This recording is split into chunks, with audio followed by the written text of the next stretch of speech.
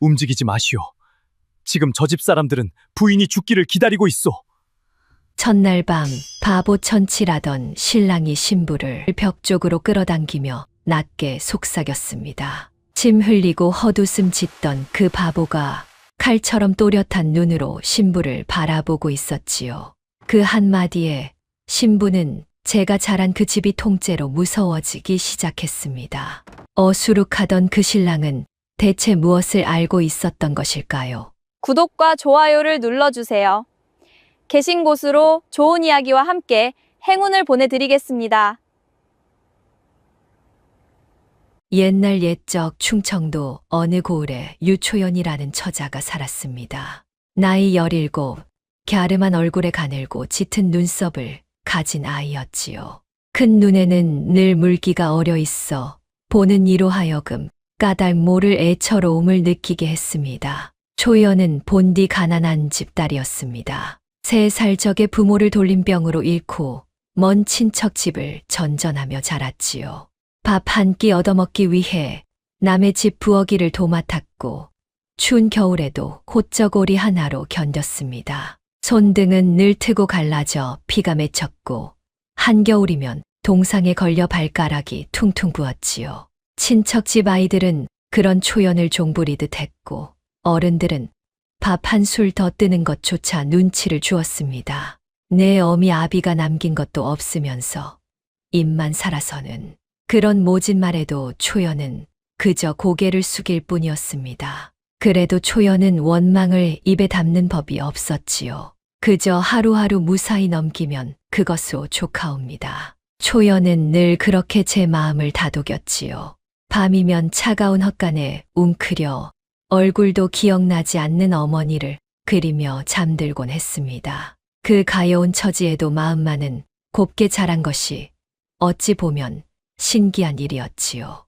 그러던 어느 날 초연의 운명이 통째로 뒤바뀌는 일이 벌어졌습니다. 고을에서 손꼽히는 부잣집 오참봉댁에서 사람이 찾아온 것입니다.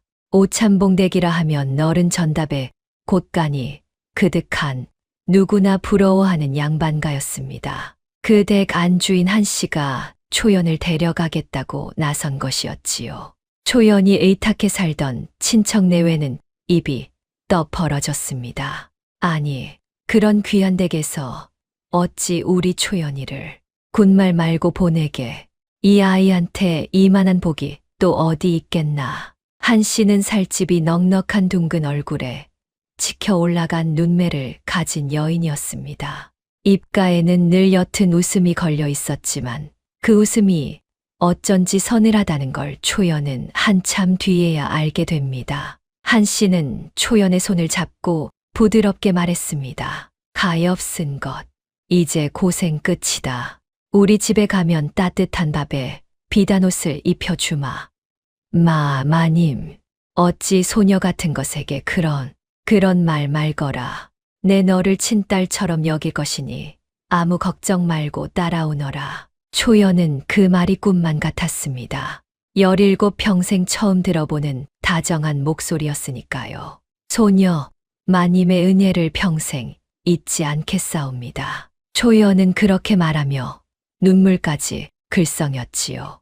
그 순수한 모습을 보면서도 한 씨의 입가에 걸린 서늘한 웃음은 조금도 변하지 않았습니다. 그날 밤 초연은 오참봉댁의 너른 안채에서 처음으로 따뜻한 이불을 덮고 잠들었습니다. 세상에 이런 복이 다 있나 싶어 잠이 쉬이 오지 않았지요.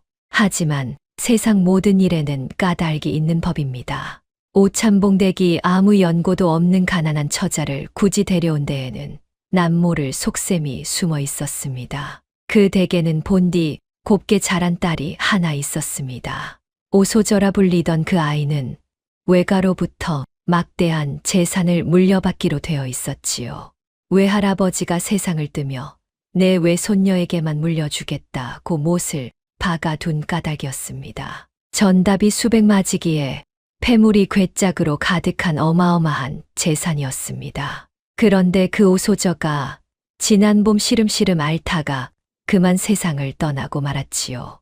딸이 죽으면 그 재산은 외가로 되돌아가게 되어 있었지요. 한 씨는 그 재산을 결코 놓칠 수 없었습니다. 딸이 죽었다는 걸 알려선 안 된다. 죽은 아이 대신 딸 노릇을 할 아이를 들이면 그만이야. 한 씨가 아들 오만춘에게 은밀히 속삭였습니다. 오만춘은 기름진 얼굴에 개슴츠레한 눈을 한 게으르고 탐욕스러운 사내였지요. 어머니, 그게 들통나면 어쩌려고요. 들통날 일이 없도록 하면 되지 않느냐. 마침 쓸만한 아이가 하나 있다. 그렇게 점찍힌 아이가 바로 초연이었습니다. 나이도 죽은 오소저와 엇비슷하고 부모도 없어 뒤실을 캐물을 사람도 없었으니까요. 한 씨에게 초연은 그저 재산을 가로채기 위한 도구일 뿐이었습니다. 초연은 그런 속사정을 까맣게 모른 채 오소저의 이름으로 살기 시작했습니다. 한 씨는 초연에게 죽은 딸의 옷을 입히고 글과 예법을 가르쳤지요. 이제부터 내 이름은 소저다. 누가 묻거든 이 집 딸로 자랐다고 해야 한다. 알겠느냐? 예, 마님. 그리하겠사옵니다. 초연은 영문도 모른 채 고개를 끄덕였습니다. 따뜻한 밥과 비단 옷을 주는 사람의 말이니 그저 따르는 것이 도리라 여겼지요. 그렇게 2해가 흘렀습니다. 초연은 어느새 외가의 재산을 상속받을 절차를 코앞에 두게 되었습니다. 그런데 바로 그 무렵 초연은 이상한 낌새를 느끼기 시작했답니다. 밤마다 안채에서 한 씨와 오만춘이 소곤거리는 소리가 들려왔던 것입니다. 상속만 끝나면 저 아이를 어찌할 셈입니까? 쉿, 담장에도 귀가 있다. 그 얘긴 나중에. 초연은 가슴이 철렁 내려앉았습니다. 무언가 자신을 두고 불길한 이야기가 오가고 있다는 걸 어렴풋이 느꼈지요. 하지만 갈 곳도 기댈 곳도 없는 처지였습니다. 그저 모르는 척 시키는 대로 살아가는 수밖에 없었습니다. 그러던 어느 날 한 씨가 초연을 불러 뜻밖의 말을 꺼냈지요. 소저야, 내 혼처를 정했다. 초연은 깜짝 놀랐습니다. 혼처라 하시면 이웃 고을에 윤도현이라는 총각이 있다. 내 짝으로 그만한 자리가 없어. 한 씨의 입가에는 그 서늘한 웃음이 다시 걸려 있었지요. 초연은 영문을 몰랐지만 마님의 뜻이라니 그저 따를 수밖에 없었습니다. 그런데 그 윤도현이라는 사내에 대한 소문을 듣고 초연은 그만 말문이 막히고 말았습니다. 윤도현, 이웃 고을에서 그 이름을 모르는 사람이 없었습니다. 다만 좋은 쪽으로가 아니었지요. 아이고, 그 바보 총각 말이오? 침이나 질질 흘리고 다니는 말귀도 못 알아듣는 천치라던데 그런 자한테 시집을 보낸다고? 마을 안악들은 혀를 끌끌 찼습니다. 윤도현은 20살이 되도록 변변한 일 하나 못하는 모자란 사내로 소문이 자자했습니다. 헝클어진 머리에 누덕누덕한 옷을 걸치고 길에서 만나는 누구에게나 해벌쭉 웃기만 했지요. 아이들이 돌을 던지며 놀려도 그저 실실 웃을 뿐이었습니다. 초연은 그 소문을 듣고 밤새 눈물을 흘렸습니다. 어찌하여 저를 그런 분께. 하지만 누구 하나 초연의 편을 들어주는 이가 없었지요. 도리어 한 씨는 초연을 달래는 척하며 말했습니다.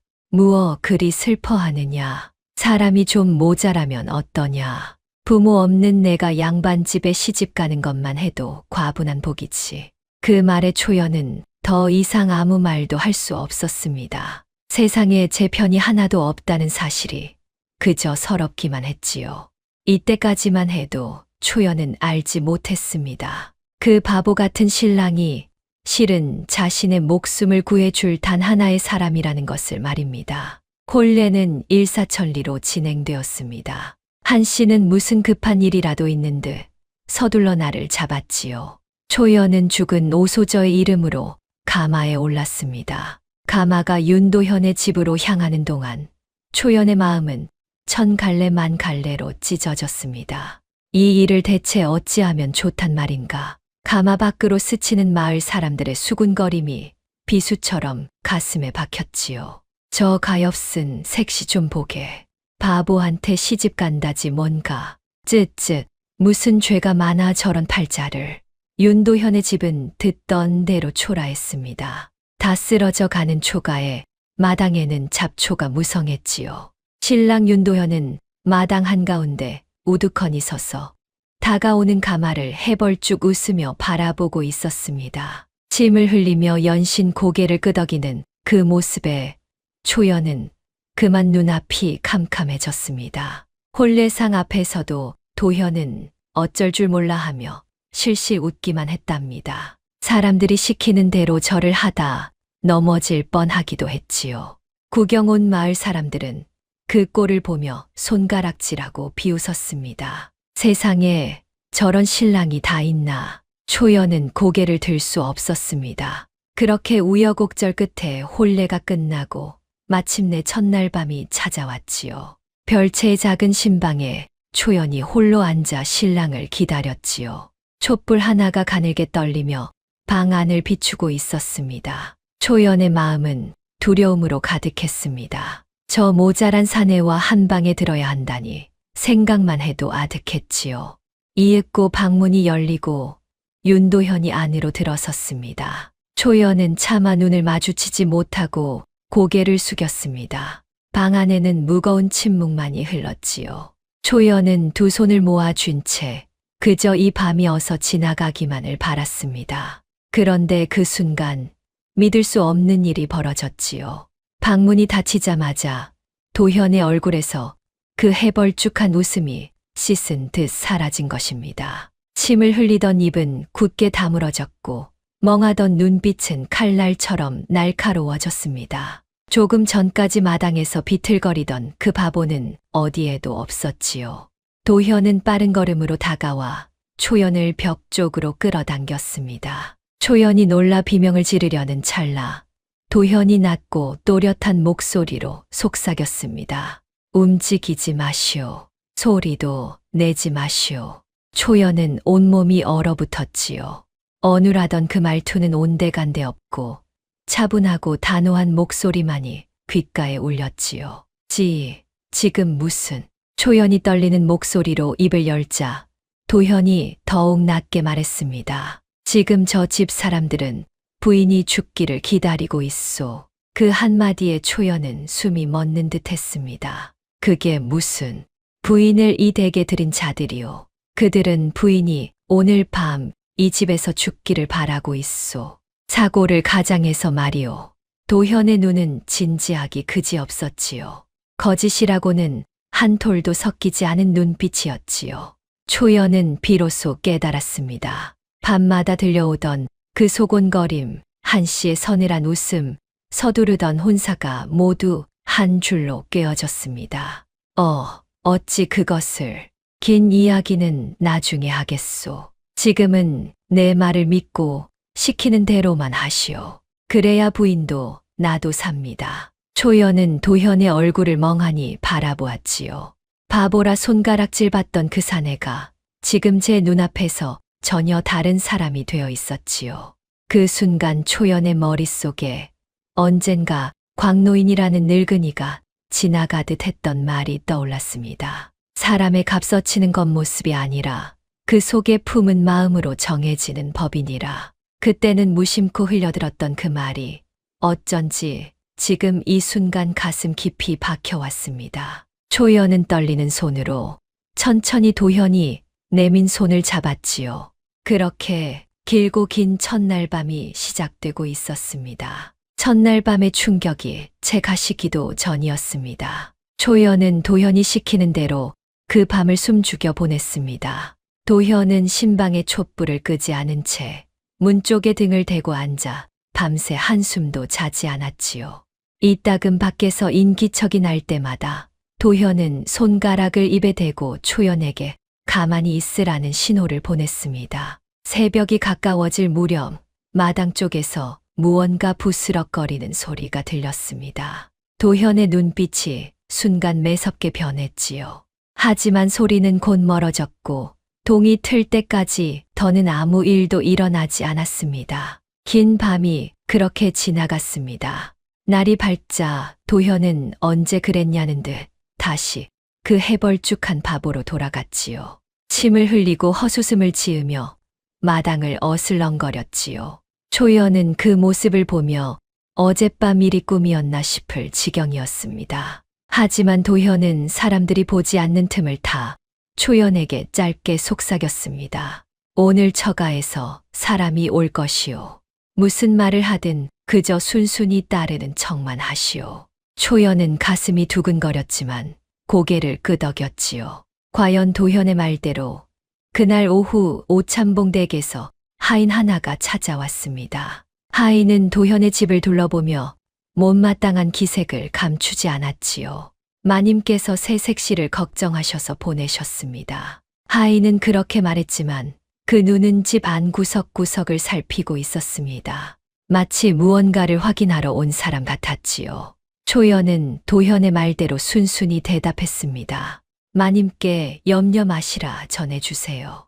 저는 잘 지내고 있사옵니다. 하인은 고개를 갸웃했습니다. 색시가 멀쩡히 살아있는 것이 어쩐지 못마땅한 눈치였지요. 하인은 떠나기 전 일부러 부엌과 뒤뜰까지 슬쩍 둘러보았습니다. 이 집 우물은 어디에 있소? 색시가 물이라도 길어야 할 텐데. 초연은 무심코 우물 쪽을 가리키려 했지만 도현이 먼저 끼어들었습니다. 도현은 침을 흘리며 해벌쭉 웃었지요. 우물은 저쪽이요. 깊어요. 아주 깊어요.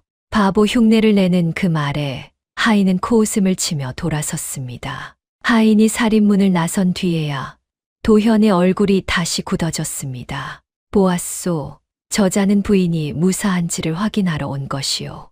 부인이 아직 살아있다는 게 저들에겐 달갑지 않은 일이지. 한데 어찌 우물을 묻는 것이온지요. 우물에 빠져 죽은 것으로 꾸미려는 수작이요. 그래서 내가 일부러 깊다고 일러준 것이지. 저들이 그 우물을 점찍게 말이요. 초연은 소름이 돋았지요. 사람을 죽일 자리를 미리 보아두고 가다니 그 태연함이 더욱 무서웠지요. 부인, 이제 알겠소. 저들은 결코 빈말로 부인을 거둔 게 아니요. 초연은 떨리는 손으로 제 가슴을 쓸어내렸습니다. 초연은 등골이 서늘해졌습니다. 어찌 그런 일이 마님은 저를 거두어 주신 분인데 부인은 그 댁에 거둬진 게 아니요. 이용당한 것이요.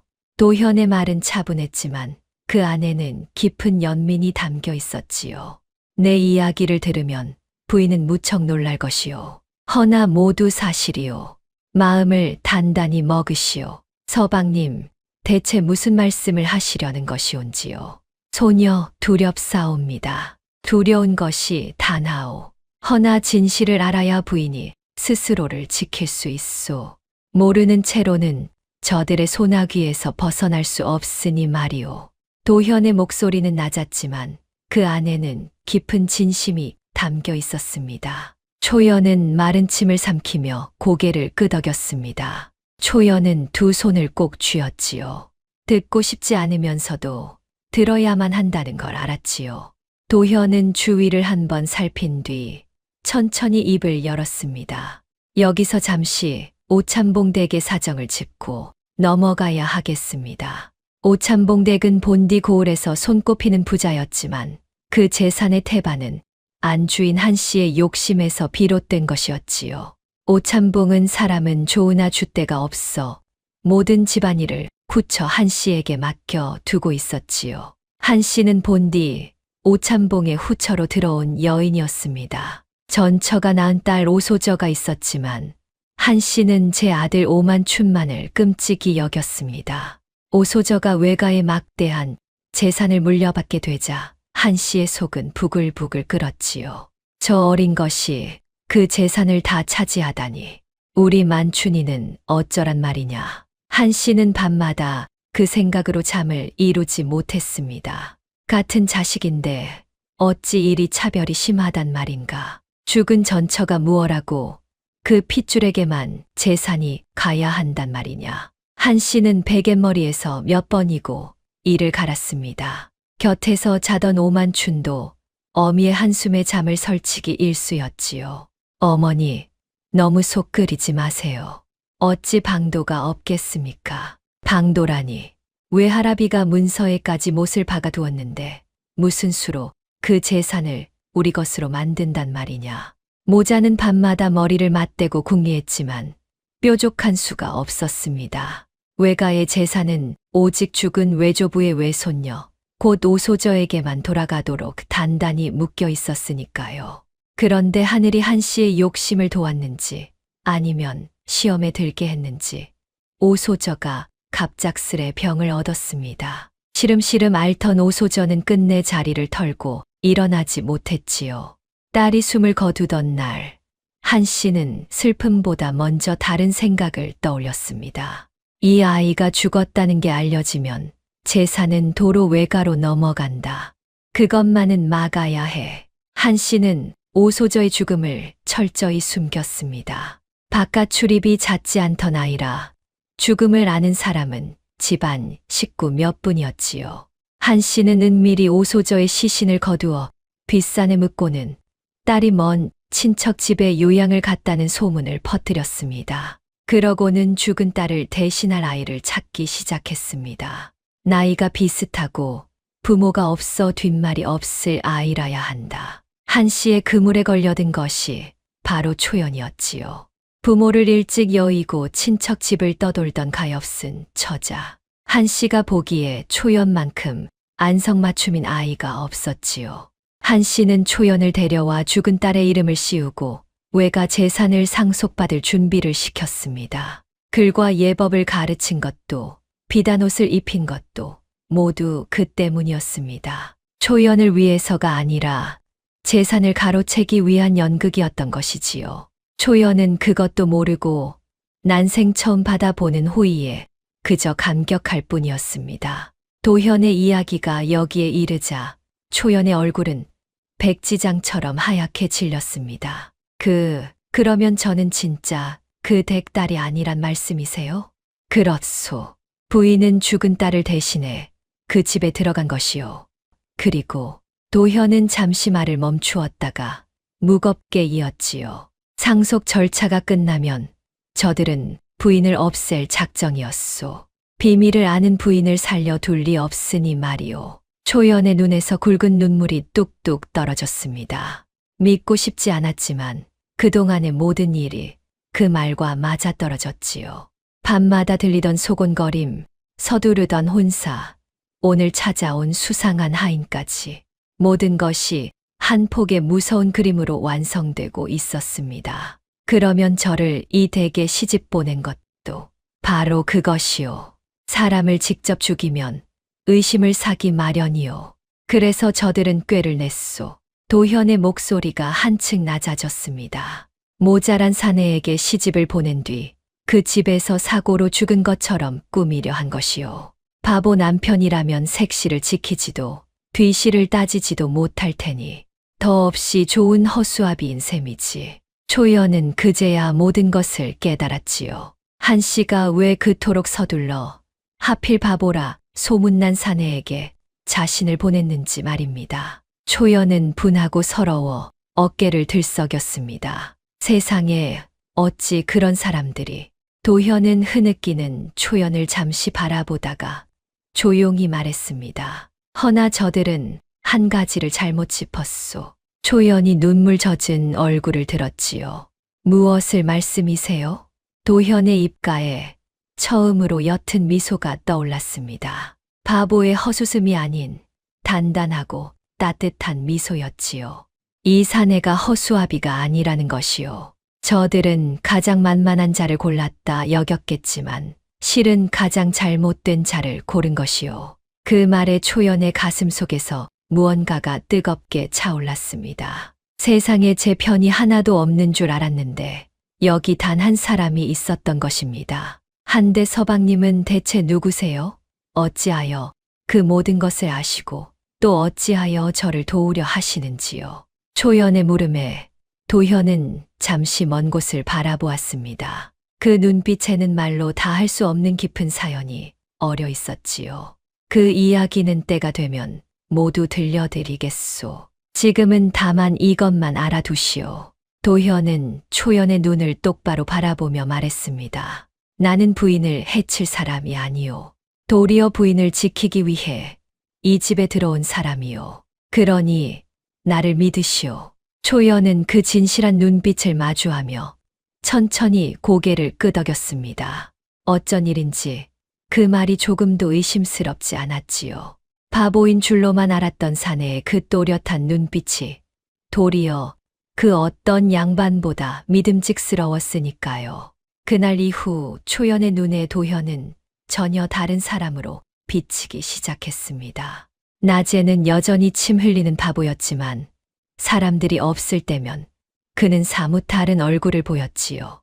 도현은 틈틈이 집 주변을 살피고 마을 사람들의 이야기에 귀를 기울였습니다. 무언가를 차근차근 준비하는 사람처럼 보였습니다. 초연은 그런 도현을 지켜보며 점점 더 궁금해졌지요. 대체 저 사람은 누구이며 어떤 사연을 품고 있기에 이토록 위험한 일에 뛰어든 것일까? 그 궁금증은 시간이 갈수록 깊어만 갔습니다. 그리고 머지않아 초연은 그 모든 사연의 실마리를 만나게 됩니다. 며칠 뒤 도현은 초연을 데리고 산기슭의 외딴 곳을 찾았습니다. 부인에게 보여줄 사람이 있소. 내 사정을 아는 유일한 분이오. 초연은 영문을 모른 채 도현을 따라 나섰습니다. 산길을 한참 오르자 다 허물어진 작은 암자가 나타났지요. 그 앞에 흰 수염을 길게 늘어뜨린 노인 하나가 서 있었습니다. 주름 깊은 구릿빛 얼굴에 눈빛만은 형형하게 빛나는 노인이었습니다. 도현은 그 노인을 보자 깊이 허리를 숙여 절했답니다. 바보 행세는 온데간데 없고 더없이 공손한 모습이었지요. 초연은 그 광경을 보며 이제 정말 무언가 큰 비밀의 문 앞에 서 있음을 직감했습니다. 도련님, 어서 오십시오. 노인은 도현을 보자 깊이 머리를 숙였습니다. 도현 또한 노인에게 정중히 예를 갖추었지요. 초연은 그 광경에 어리둥절했습니다. 바보라 손가락질 받던 사내를 도련님이라 부르다니 도무지 영문을 알 수 없었으니까요. 도현이 초연을 돌아보며 말했습니다. 이분은 광노인이시오. 내가 가장 믿고 따르는 분이지. 부인에게 내 사연을 들려드리기 전에 먼저 이분을 뵙게 하고 싶었소. 광노인은 초연을 찬찬히 바라보았습니다. 그 깊은 눈빛에 초연은 마치 속을 다 들킨 듯한 기분이 들었지요.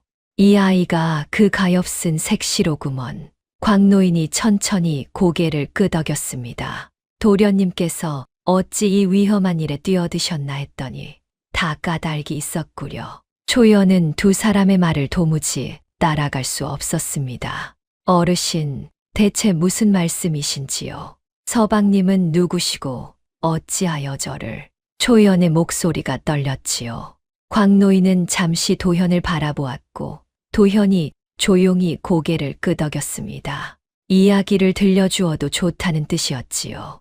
광노인은 허물어진 암자의 돛돌에 걸터앉아 깊은 한숨과 함께 입을 열었습니다. 이야기는 12년 전으로 거슬러 올라간다네. 광노인의 목소리는 낮고 묵직했습니다. 이 도련님은 본디 윤판서 대개 막내 아드님이시네.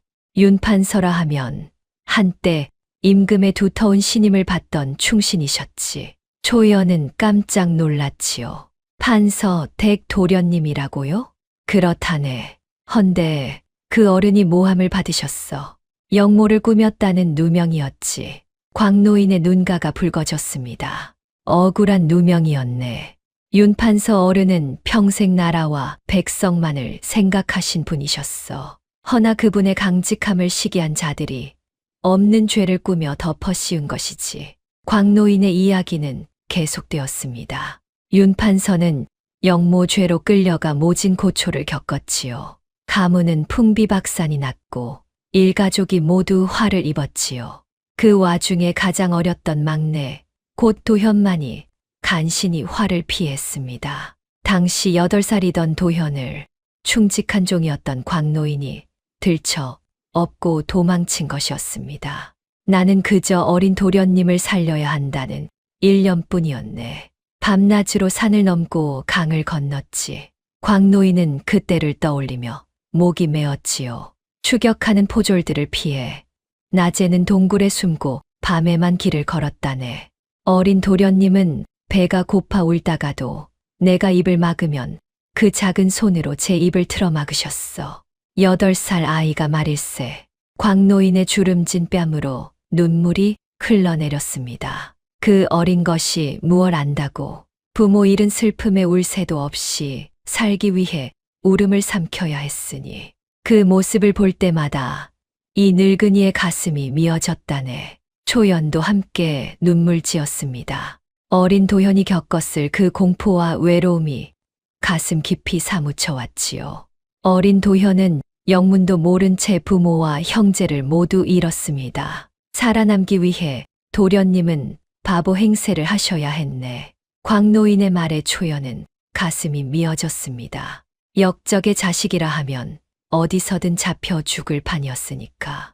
모자란 아이로 보여야 누구도 의심하지 않았지. 그렇게 도련님은 12년을 침 흘리는 바보로 살아오신 게야. 초연의 눈에서 눈물이 흘러내렸지요.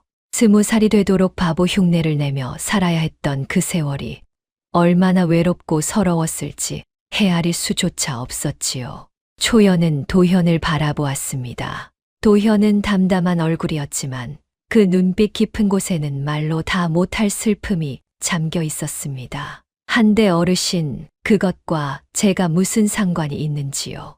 초연이 조심스레 물었지요. 어찌하여 도련님께서 저를 도우려 하시는지 그것이 궁금하옵니다. 광노인은 빙긋 웃으며 도현을 바라보았습니다. 그건 도련님께 직접 들으시게. 도현이 천천히 입을 열었습니다. 부인은 혹 어릴 적 부모님에 대해 무엇을 기억하시오? 뜻밖의 물음에 초연은 어리둥절했답니다. 3살의 부모를 여의어 얼굴조차 기억나지 않사옵니다. 부인의 어머니는 마음씨가 더없이 고운 분이셨다 들었소. 도현의 목소리가 부드러워졌습니다. 우리 가문이 화를 입고 쫓기던 그 시절, 어느 추운 겨울밤이었소. 광노인이 나를 업고 한 마을을 지나다 그만 쓰러지고 말았다 하오. 굶주리고 병들어 더는 한 걸음도 뗄 수 없었던 게지. 초연은 숨을 죽이고 귀를 기울였습니다. 그때 한 여인이 우리를 거두어 주었소. 따뜻한 죽을 쏘어 먹이고 사흘 밤낮을 정성껏 간호해 주었지.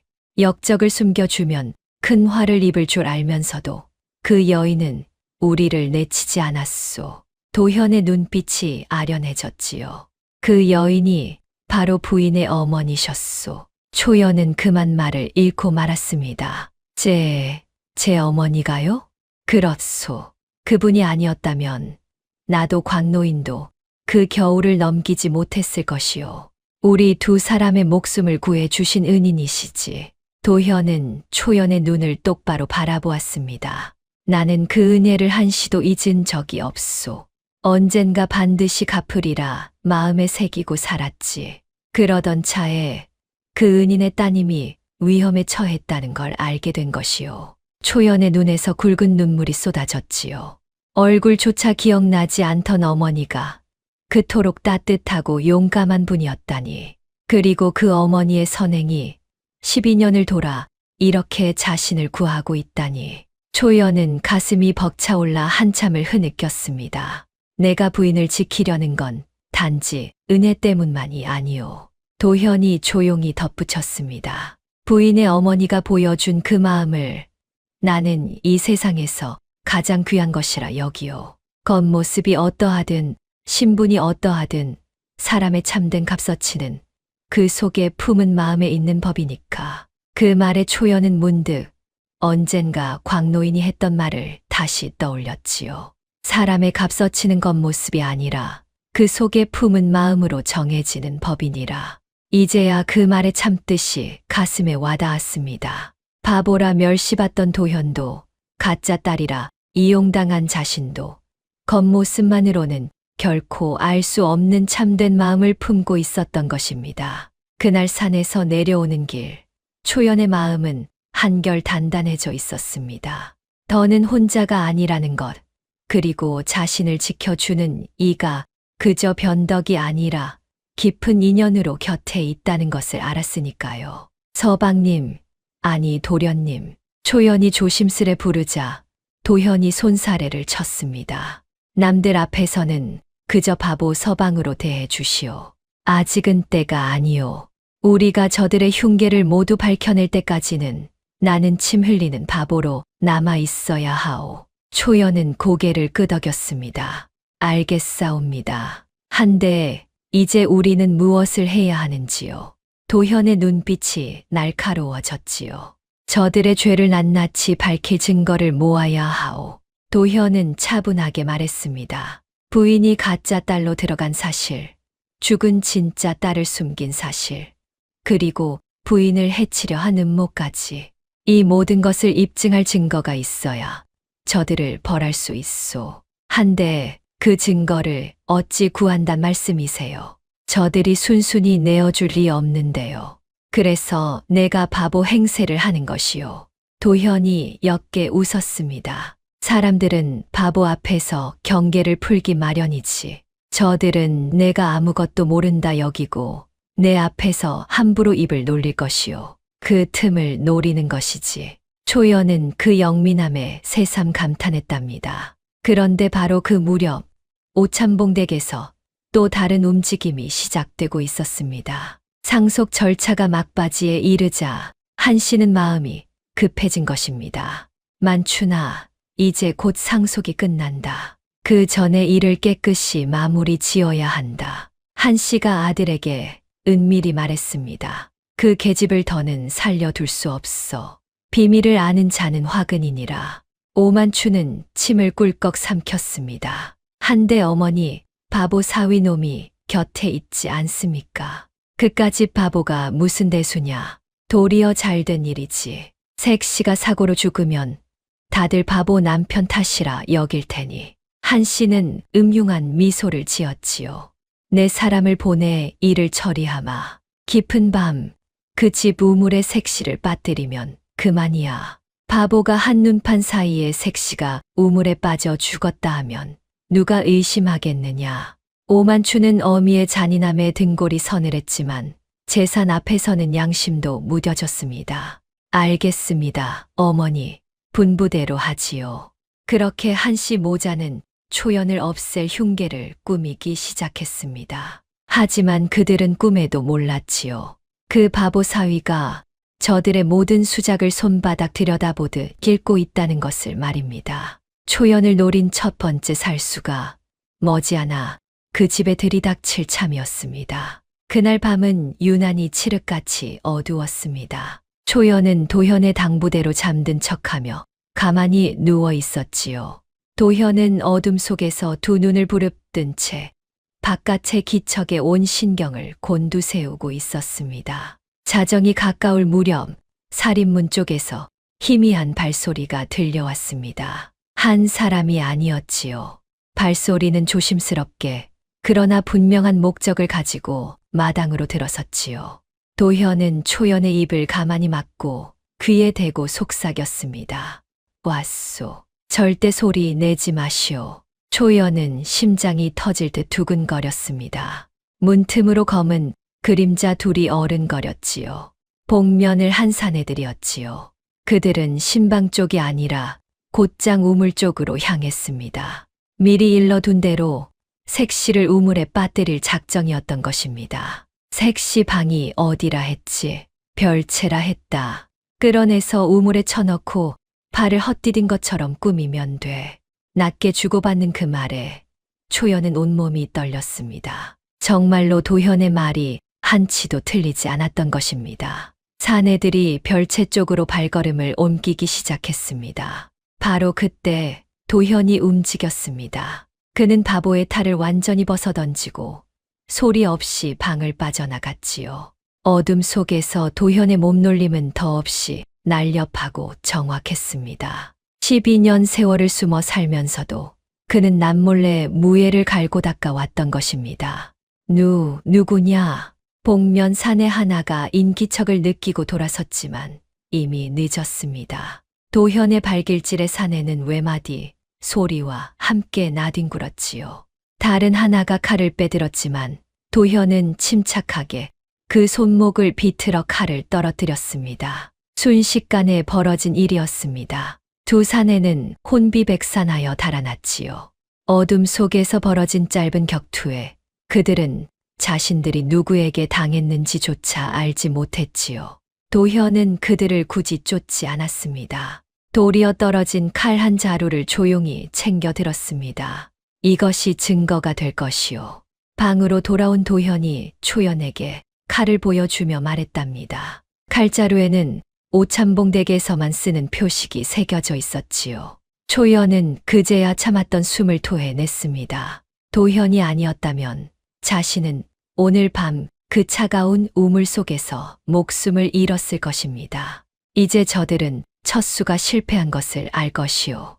도현이 칼을 갈무리하며 말했습니다. 한동안은 함부로 움직이지 못하겠지.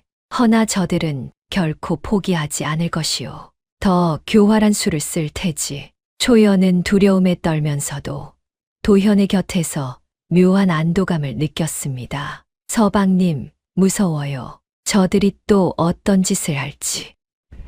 무서워 마시오. 내가 곁에 있는 한 저들은 결코 부인을 해치지 못하오. 도현의 단단한 목소리에 초연은 비로소 마음을 놓았지요. 그날 밤 이후 두 사람은 더욱 단단히 한편이 되었습니다. 그리고 도현은 본격적으로 저들의 죄를 밝힐 증거를 모으기 시작했습니다. 첫 번째 살수가 실패로 돌아간 뒤 오참봉 댁은 발칵 뒤집혔습니다. 복면을 쓰고 갔던 두 사내가 빈손으로, 그것도 잔뜩 얻어맞은 꼴로 돌아왔으니까요. 이게 어찌 된 일이냐. 색시 하나 처리하지 못하고 이 꼴이라니. 한 씨가 노발대발했습니다. 사내 하나가 벌벌 떨며 아뢰었습니다. 마님, 그게 누군가 어둠 속에서 저희를 덮쳤습니다. 귀신 같은 솜씨였습니다. 귀신이라니. 그 집의 바보 사위와 색시뿐인데 누가 너희를 막았단 말이냐. 그것이 도무지 알 수가 없었습니다. 한 씨는 미간을 잔뜩 찌푸렸지요. 무언가 일이 틀어지고 있다는 불길한 예감이 들었지요. 오만춘도 어미 곁에서 안절부절 못했습니다. 어머니, 혹 그 바보 놈이 한 짓은 아닐까요? 바보가 무슨 수로 그런 일을 한단 말이냐. 침이나 흘리는 천치가. 한 씨는 코웃음을 쳤지만 마음 한구석이 영 찜찜했습니다. 허나 그자가 정말 바보가 맞는지 한번 살펴볼 필요는 있겠구나. 한 씨는 의심의 눈초리를 거두지 않았지요. 이때부터 한 씨는 도현을 더욱 유심히 지켜보기 시작했지요. 하지만 도현의 바보 연기는 완벽했습니다. 한 씨가 아무리 떠보아도 도현은 침을 흘리며 해벌쭉 웃을 뿐이었습니다. 한편 도현은 한 씨의 의심을 역이용하기로 했답니다. 부인, 저들이 나를 의심하기 시작했소. 이럴 때일수록 더욱 철저히 바보 행세를 해야 하오. 도현은 일부러 사람들 앞에서 더 어수룩하게 굴었습니다. 밥을 먹다 흘리고 길을 걷다 넘어지고 묻는 말에 엉뚱한 대답을 했지요. 그 꼴을 본 한 씨는 점차 의심을 거두었습니다. 역시 바보가 맞구먼. 저런 천치가 무슨 일을 꾸미겠어. 도현은 속으로 미소 지었습니다. 적을 안심시키는 것, 그것이 바로 그의 가장 큰 무기였으니까요. 그러던 어느 날 도현은 초연에게 중요한 제안을 했습니다. 부인, 이제 우리가 먼저 움직일 때가 되었소. 먼저 움직이다니요. 저들이 부인을 가짜 딸로 들인 증거, 죽은 진짜 딸을 숨긴 증거를 찾아야 하오. 그것만 있으면 저들의 죄를 만천하에 드러낼 수 있소. 초연은 걱정스러운 얼굴로 물었습니다. 한데 그 증거가 어디 있단 말씀이세요? 죽은 딸의 흔적이 분명 어딘가에 남아 있을 것이요. 그리고 도현의 눈빛이 깊어졌지요. 부인의 진짜 신분을 밝혀줄 증표도 찾아야 하오.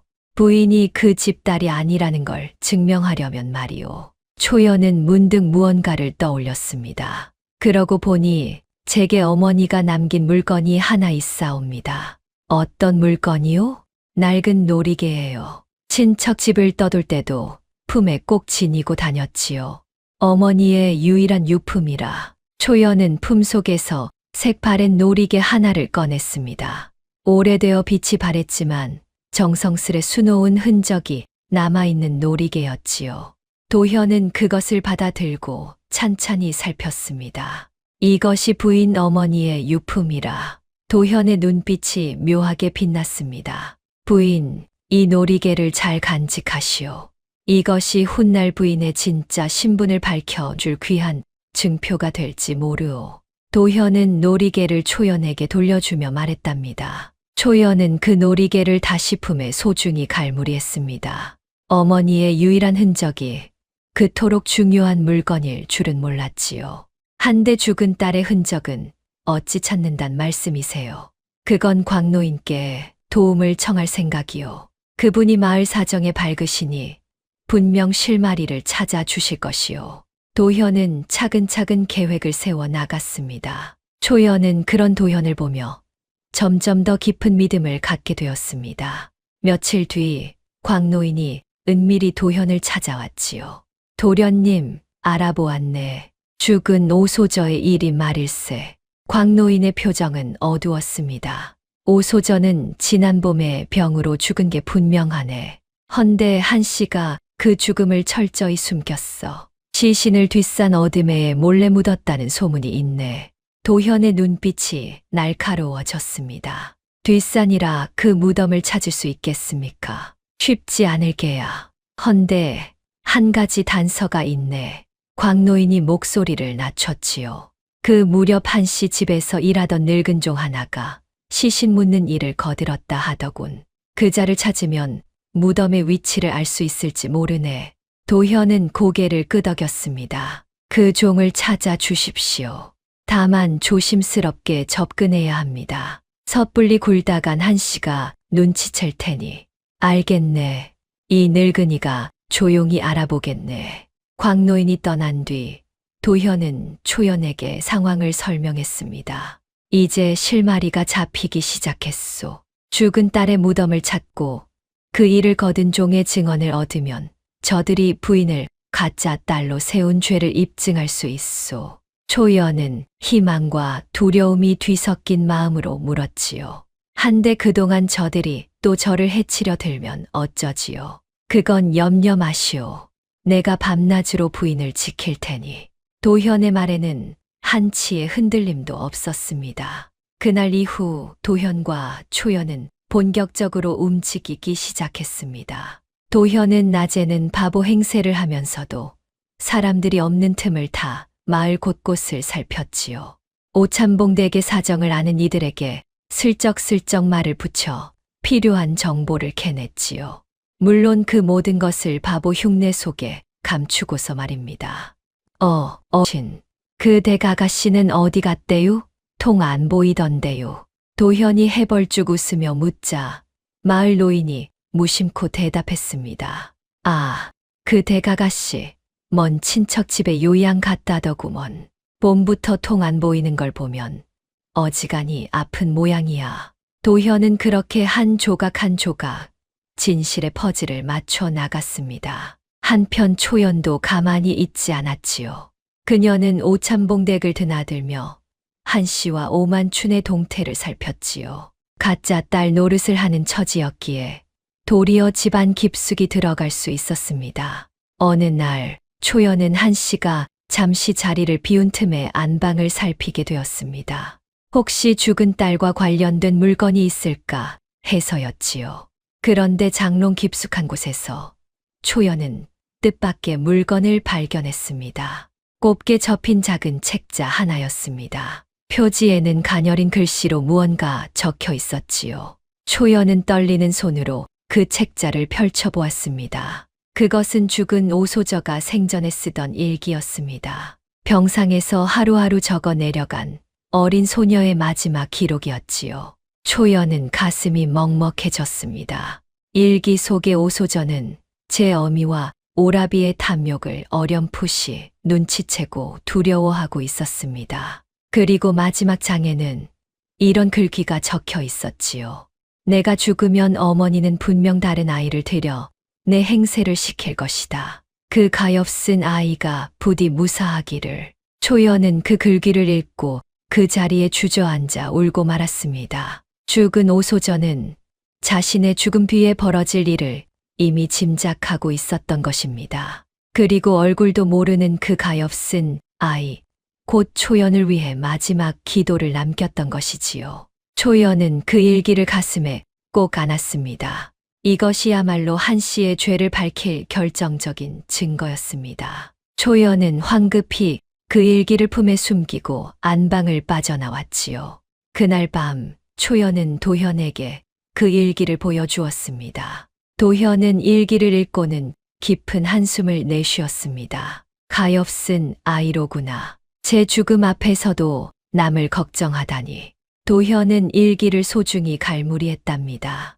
이 일기는 더없이 귀한 증거요. 죽은 딸이 제 손으로 어미의 흉계를 적어 두었으니 이보다 확실한 증언이 또 어디 있겠소. 초연은 눈물을 닦으며 고개를 끄덕였습니다. 이제 어찌하면 좋을까요?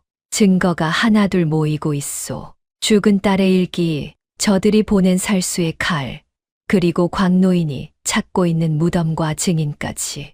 이것들이 모두 갖춰지면 저들을 심판할 날이 올 것이요. 도현의 목소리에는 굳은 결의가 담겨 있었습니다. 하지만 그 길은 결코 순탄치 않을 것이었지요. 한 씨와 오만춘의 탐욕은 갈수록 깊어졌고 그들은 더욱 잔인한 수를 준비하고 있었으니까요. 그리고 그 무렵 마을에는 한 떠돌이 과객이 모습을 드러내기 시작했습니다. 남루한 차림의 보찜 하나를 맨 그 과객은 마을 어귀 주막에 며칠째 머물고 있었습니다. 겉모습은 영락없는 떠돌이였지만 그 눈빛만은 예사롭지 않았지요. 형형한 눈매로 마을 사람들의 이야기에 귀를 기울이는 그 모습이 어딘가 범상치 않았습니다. 과객은 주막에서 술잔을 기울이며 슬며시 오참봉댁에 대한 이야기를 꺼냈습니다. 이 고을에 오참봉댁이라고 큰 부자가 있다 들었소만. 주모가 술을 따르며 대답했답니다. 아이고, 있다마다요. 이 근방에서 제일 가는 부자지요. 헌데 그 댁에 요즘 흉흉한 소문이 돌아요. 흉흉한 소문이라니. 과객의 눈이 번뜩였습니다. 그 댁 아가씨가 봄부터 통 안 보인다지 뭐예요. 요양 갔다는데 어째 영 미심쩍어요. 게다가 얼마 전엔 그 댁 가짜 딸인지 뭔지를 바보 총각한테 시집 보냈다고. 주모가 목소리를 낮추며 수군거렸습니다. 과객은 고개를 끄덕이며 그 말을 하나도 놓치지 않고 새겨들었지요. 사실 이 과객은 보통 사람이 아니었습니다. 그는 임금의 밀명을 받고 내려온 암행어사 심정구였지요. 심어사는 12년 전 윤판서의 누명 사건을 재조사하던 중이었습니다. 그 사건의 진범들이 아직도 권세를 누리고 있다는 걸 알게 된 임금이 진상을 밝히라 명한 것입니다. 심어사가 추적 끝에 알아낸 사실은 놀라웠습니다. 윤판서를 모함한 자들 가운데 하나가 바로 오참봉댁 한 씨의 친정 세력과 깊이 얽혀 있었던 것입니다. 윤판서를 무너뜨린 자들과 이 오참봉댁이 한 줄로 이어져 있다. 심어사는 그 실마리를 쫓아 이 고을까지 내려온 것이었습니다. 그리고 또 하나 심어사가 찾고 있는 사람이 있었습니다. 바로 화를 피해 살아남았다는 윤판서의 막내 아들이었지요. 그 아이가 살아있다면 분명 이 근방 어딘가에 숨어 있을 터. 심어사의 추적은 점점 진실의 핵심으로 향하고 있었습니다. 이렇듯 여러 갈래의 인연이 서서히 한 곳으로 모여들고 있었습니다. 도현과 초연은 저들의 죄를 밝힐 증거를 모으고 있었고 광노인은 죽은 딸의 무덤과 증인을 찾고 있었으며 심어사는 윤판서의 누명과 그 핏줄을 추적하고 있었지요. 서로 다른 곳에서 시작된 이 길들이 머지않아 하나로 만나게 될 참이었습니다. 그리고 그 만남이 오참봉댁의 모든 죄악을 백일하에 드러낼 것이었습니다. 하지만 그 전에 한 씨와 오만춘의 더욱 악랄한 반격이 기다리고 있었지요. 도현과 광노인의 인연은 단순한 주종 관계가 아니었습니다. 광노인은 도현에게 부모를 대신한 사람이었고 스승이자 가장 든든한 벗이었지요. 12년 세월 동안 두 사람은 서로를 의지하며 모진 세월을 견뎌왔습니다. 어느 날 저녁 도현은 초연을 데리고 다시 광노인의 암자를 찾았습니다. 광노인은 두 사람을 위해 손수 나물밥을 지어내었지요. 변변찮은 것이네만 어서 들게나. 산에서 캔 나물의 보리밥, 된장국이 전부인 소박한 상이었습니다. 하지만 그 위에는 광노인의 정성이 가득 담겨 있었지요. 초연은 그 소박한 밥상에 코끝이 시큰해졌습니다. 가진 것 없는 노인이 정성껏 차린 그 밥상에서 따뜻한 정이 느껴졌으니까요. 어르신, 이리 귀한 상을 차려주시니 몸둘 바를 모르겠사옵니다. 무어 귀한 상이라고 도련님과 색시가 이리 찾아주니 이 늙은이가 다 흐뭇하구먼. 광노인은 주름진 얼굴 가득 웃음을 지었습니다. 초연은 문득 친척 집을 떠돌며 눈칫밥을 먹던 시절이 떠올랐습니다. 그때는 아무리 좋은 음식을 앞에 두어도 목이 메어 넘기기 힘들었지요. 한데 이 산속에 거친 밥상은 어찌 이리 따뜻하고 편안한지요. 밥을 먹으며 광노인은 도현의 어린 시절 이야기를 들려주었습니다. 이 도련님이 말일세 어릴 적부터 어찌나 영민하셨는지 한 번 본 글은 읽는 법이 없으셨어. 어르신 그만하십시오. 도현이 멋쩍어하며 말렸지만 광노인은 흐뭇하게 이야기를 이었습니다. 바보 행세를 하면서도 밤이면 몰래 글을 읽고 무예를 닦으셨네. 언젠가 가문의 누명을 벗고 떳떳이 살 날을 위해서 말일세. 초연은 그 말에 가슴이 뭉클했답니다. 남들이 다 손가락질하는 동안에도 도현은 홀로 그 긴 세월을 견디며 자신을 갈고 닦아왔던 것입니다. 도련님은 반드시 가문을 다시 일으키실 게야. 이 늙은이는 그날만을 기다리며 살아왔다네. 광노인의 눈에 눈물이 맺혔습니다. 한데 이제 도련님께서 이 색시를 만나 사람 사는 정을 알게 되셨으니 이 늙은이는 그것만으로도 더없이 기쁘다네. 초연은 그 말에 얼굴을 붉혔습니다. 도현 또한 잔잔한 미소를 지었지요.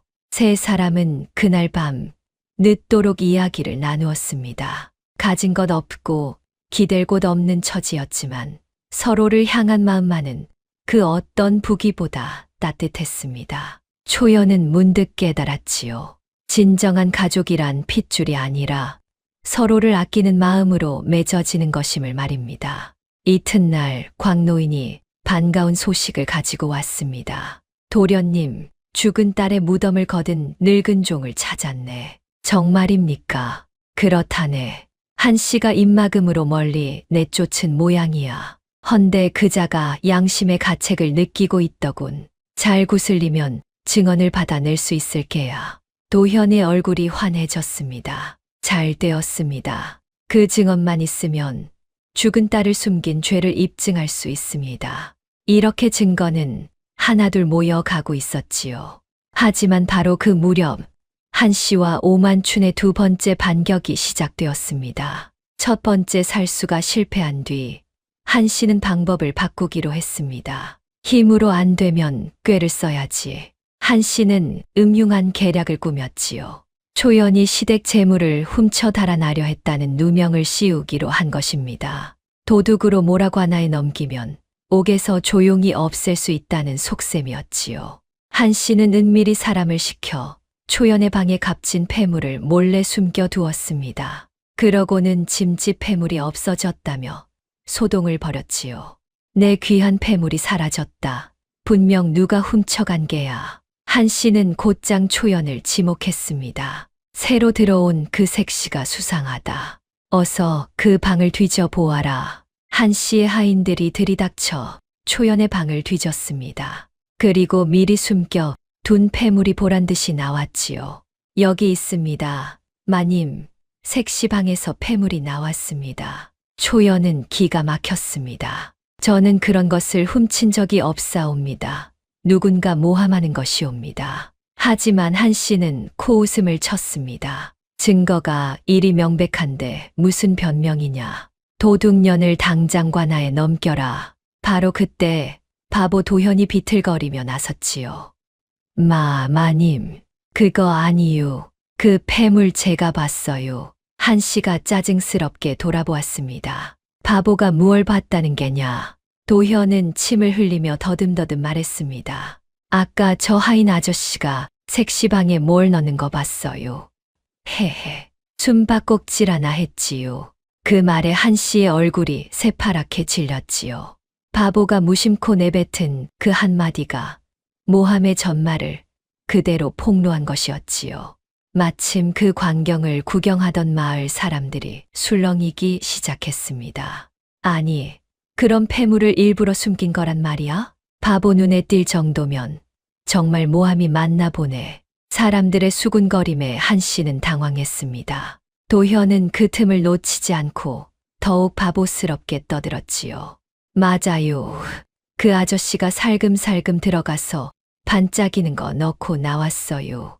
헤헤헤. 한 씨는 이를 갈았지만 사람들이 보는 앞에서 더는 우길 수 없었습니다. 에이, 시끄럽다. 바보 말을 누가 믿는단 말이냐. 한 씨는 황급히 자리를 떴지만 이미 분위기는 초연에게 기울어 있었습니다. 결국 초연은 도둑 누명을 벗을 수 있었지요. 그날 밤 단둘이 남았을 때 초연은 도현에게 물었습니다. 서방님, 어찌 그 일을 아셨어요? 정말 보신 거예요. 도현이 빙긋 웃었습니다. 낮부터 저들의 움직임이 수상했소. 하인이 부인 방을 기웃거리기에 무슨 수작을 부리나 지켜보고 있었지. 아니나 다를까 폐물을 숨기더군. 초연은 감탄했답니다. 그걸 다 보고 계셨군요. 한데 어찌 바보인 척하며 폭로하셨어요? 바보의 말은 아무도 진지하게 듣지 않지만 동시에 아무도 거짓이라 의심하지 않소. 바보는 꾀를 부릴 줄 모른다 여기니까. 그래서 도리어 그 말이 사람들의 마음을 움직인 것이요. 초연은 그 지혜에 고개를 끄덕였습니다. 이렇듯 도현은 바보의 탈을 쓰고도 번번이 한 씨의 흉계를 보기 좋게 막아냈습니다. 한 씨가 음식에 독을 타려 하면 도현이 미리 알고 그릇을 엎질렀지요. 어느 날 저녁이었습니다. 한 씨가 손수 끓였다며 보양탕 한 그릇을 초연에게 내밀었습니다. 색씨, 요즘 얼굴이 헬쑥하구나. 이 어미가 정성껏 끓였으니 어서 들거라. 겉으로는 더없이 다정한 말이었지만 그 국그릇에는 몰래 독이 풀려 있었지요. 초연이 막 숟가락을 들려는 찰나 도현이 비틀거리며 다가왔습니다. 히히, 맛있는 거. 나도 줘유. 도현은 바보처럼 손을 뻗다가 그만 그 국그릇을 통째로 엎질렀습니다. 뜨거운 국물이 방바닥에 쏟아졌지요. 아이고, 죄송해요. 손이 미끄러졌어요. 헤헤. 한 씨의 얼굴이 일그러졌습니다. 공들여 준비한 독약이 한순간에 허사가 된 것입니다. 이런 칠칠치 못한 바보 같으니 한 씨가 버럭 화를 냈지만 도현은 그저 해벌쭉 웃을 뿐이었습니다. 바보가 실수로 그릇을 엎은 척하며 독이 든 음식을 못 먹게 만든 것이지요. 나중에 그 사실을 안 초연은 가슴을 쓸어내렸습니다. 하마터면 그 국을 먹을 뻔했어요. 음식 냄새가 이상했소. 멀쩡한 보양탕에서 난리 없는 쓴내가 섞여 있었지. 그래서 일부러 엎질러 버린 것이요. 도현의 빈틈없는 관찰력에 초연은 다시 한번 감탄했습니다. 한 씨가 초연을 험한 일에 내몰려 하면 도현이 어느새 나타나 대신 그 일을 떠맡았지요. 무거운 물동이도 험한 산일도 도현은 바보 흉내를 내면서도 묵묵히 초연을 대신했습니다. 초연은 그런 도현의 모습에 날마다 가슴이 따뜻해졌습니다. 한 번은 이런 일도 있었지요. 한 씨가 초연을 깊은 산속으로 심부름 보냈습니다. 산짐승이 출몰하는 위험한 곳으로 초연을 사고로 위장해 해치려는 속셈이었지요. 하지만 도현이 그림자처럼 초연을 뒤따랐습니다. 과연 으슥한 산길에서 곤줄인 산짐승 한 마리가 초연에게 달려들었습니다. 초연이 비명을 지르는 순간 도현이 번개같이 나타나 짐승을 쫓아버렸지요. 부인, 다치지 않았소? 도현이 초연을 부축하며 물었습니다. 초연은 떨면서도 도현의 품에서 더 없는 안도감을 느꼈습니다. 서방님이 아니었으면 저는 오늘 죽었을 거예요. 초연의 눈에 눈물이 글썽였지요. 내가 있는 한 부인은 결코 그런 일을 당하지 않소. 도현이 초연의 어깨를 다독였습니다. 그 순간 도현의 옷깃이 살짝 벌어지며 왼쪽 어깨가 드러났습니다. 거기에는 오래된 화상 자국이 선명하게 남아 있었지요. 초연이 놀라 물었습니다. 그 흉터는? 도현은 잠시 멈칫하더니 조용히 말했습니다. 어릴 적 우리 집이 불탈 때 입은 상처요. 윤씨 가문 사람이라는 지워지지 않는 표식이지. 초연은 그 화상 자국을 가만히 바라보았지요. 도현이 겪어온 그 모진 세월이 그 흉터 하나에 고스란히 새겨져 있는 듯 했지요. 초연은 저도 모르게 손을 뻗어 그 흉터를 조심스레 어루만졌습니다. 많이 아프셨겠어요. 도현은 그 따뜻한 손길에 잠시 눈을 감았습니다. 12년 동안 누구에게도 내보이지 못했던 그 상처를 처음으로 누군가 어루만져 준 것이었지요. 두 사람의 마음은 그렇게 조금씩 깊어져 갔습니다. 바보와 가짜 딸이라는 멸시받는 처지였지만 서로를 향한 그 마음만은 누구보다 진실했습니다. 그리고 이 깊어진 인연이 훗날 모든 진실이 드러나는 순간 가장 큰 힘이 될 것이었지요. 한 씨의 흉계는 갈수록 집요해졌지만 도현은 번번이 그것을 막아냈습니다. 하지만 도현은 단지 막아내는데 그치지 않았습니다. 그는 오히려 한 씨의 수작을 역이용해 저들의 죄를 드러내는 증거로 삼았지요. 어느 날 한 씨는 마을 무당을 불러 굿판을 벌였습니다. 요란한 꽹과리와 징소리가 온 집안에 울려 퍼졌고 알록달록한 깃발이 마당 가득 나부꼈지요. 무당은 울긋불긋한 옷을 떨쳐 입고 시퍼런 작두 위에서 덩실덩실 춤을 추었습니다. 구경하러 모여든 마을 사람들로 마당은 발 디딜 틈이 없었지요. 겉으로는 집안의 애군을 쫓는다는 핑계였지만 속셈은 따로 있었습니다. 굿판의 혼란을 틈타 초연을 해치려는 것이었지요. 색시가 들어온 뒤로 집안에 우환이 끊이질 않으니 앵막이 굿을 해야겠다. 한 씨는 그럴듯한 명분을 내세웠습니다. 굿판이 한창 무르익을 무렵이었습니다. 무당이 칼춤을 추며 신명을 부리는 사이 한 씨의 사주를 받은 자가 초연에게 슬그머니 다가갔지요. 혼잡한 틈에 초연을 떠밀어 굿상에 촛불에 옷을 붙여 불사고로 위장할 작정이었지요. 그런데 바로 그때 바보 도현이 덩실덩실 춤을 추며 끼어들었습니다. 히히, 나도 춤출래유, 신난다. 도현은 바보처럼 춤을 추며 절묘하게 그 사내와 초연 사이를 가로막았습니다. 사내가 초연을 떠밀려는 순간 도현이 비틀거리며 그 사내에게 부딪혔지요.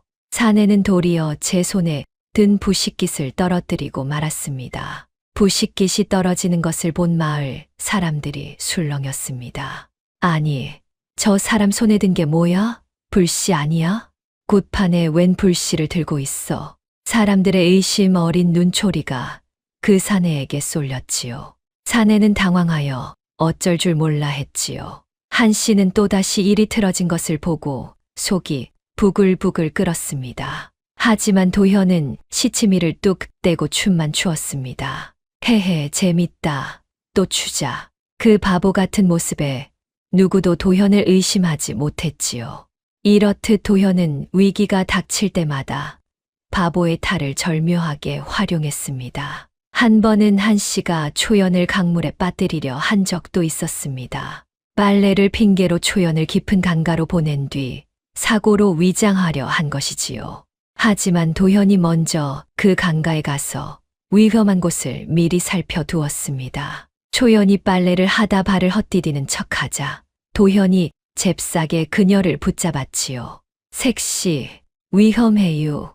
도현은 바보처럼 소리치며 초연을 끌어올렸습니다. 주위의 사람들이 모여들자 도현은 짐짓 울먹이며 떠들었습니다. 색시 큰일 날 뻔했어요.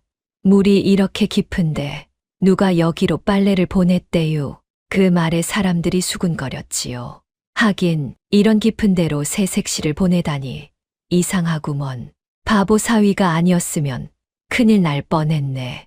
지켜보던 사람들은 바보 남편이 색시를 구했다며 칭찬했지만 정작 한 씨는 또 한 번 분통을 터뜨려야 했습니다. 도현은 한 씨의 흉계를 막는데 그치지 않고 이따금 통쾌한 한 방을 먹이기도 했답니다. 하루는 오만춘이 노름빚에 몰려 초연이 가진 어머니의 놀이개를 빼앗으려 했습니다. 야, 그 놀이개 이리 내놔. 어차피 내 것도 아니잖아. 오만춘이 초연의 품에서 놀이개를 낚아채려 했지요. 그 순간 도현이 불쑥 끼어들었습니다. 안 돼요. 그거 색시 거예요. 도둑은 나빠요. 도현은 바보처럼 큰 소리로 외치며 오만춘의 손을 찰싹 쳤습니다. 때마침 지나가던 마을 사람들이 그 광경을 보았지요. 아니, 오참봉댁 도령이 색시 물건을 빼앗으려 한 거야. 양반 체면에 노름빚이라니. 쯧쯧. 사람들의 따가운 시선에 오만춘은 얼굴이 벌개져 물러설 수밖에 없었습니다. 바보가 외친 도둑은 나빠요라는 한마디가 오만춘을 만인 앞에서 망신시킨 것이지요. 초연은 그 모습의 속으로 통쾌함을 느꼈습니다. 또 한 번은 이런 일도 있었습니다. 한 씨가 용한 약장수를 불러 초연에게 몸에 좋다는 약을 먹이려 했답니다. 물론 그 약에는 사람을 서서히 병들게 하는 독한 약재가 섞여 있었지요. 색시, 이 약이 부인병에 그리 좋다는구나. 어서 다려 먹거라. 한 씨가 약봉지를 내밀자 도현이 또 끼어들었습니다. 히히, 나도 약 좋아해요. 냄새 맡아볼래요. 도현은 바보처럼 약봉지를 빼앗아 코를 들이댔습니다. 그러고는 인상을 잔뜩 찌푸렸지요. 으웩, 이거 상한 거예요. 썩은 내 나유. 도현이 약봉지를 마당에 내던지자 약재가 흩어졌습니다. 마침 그 자리에 있던 진짜 의원이 흩어진 약재를 보고 눈을 크게 떴습니다. 아니, 이건 사람 몸을 해치는 약재가 아니요. 어찌 이런 걸 부인에게. 의원의 말에 사람들이 웅성거렸고 한 씨는 또다시 말문이 막혔지요. 도현은 그렇게 바보 흉내 속에서 번번이 한 씨의 독수를 무너뜨렸습니다. 도현의 활약은 거기서 그치지 않았습니다. 어느 장날 도현은 일부러 초연과 함께 장터에 나갔지요. 장터는 온갖 물건을 파는 장사치들과 흥정하는 사람들로 북적였습니다. 떡장수, 엿장수, 옹기장수가 저마다 목청을 높였고 구수한 국밥 냄새가 코를 찔렀지요.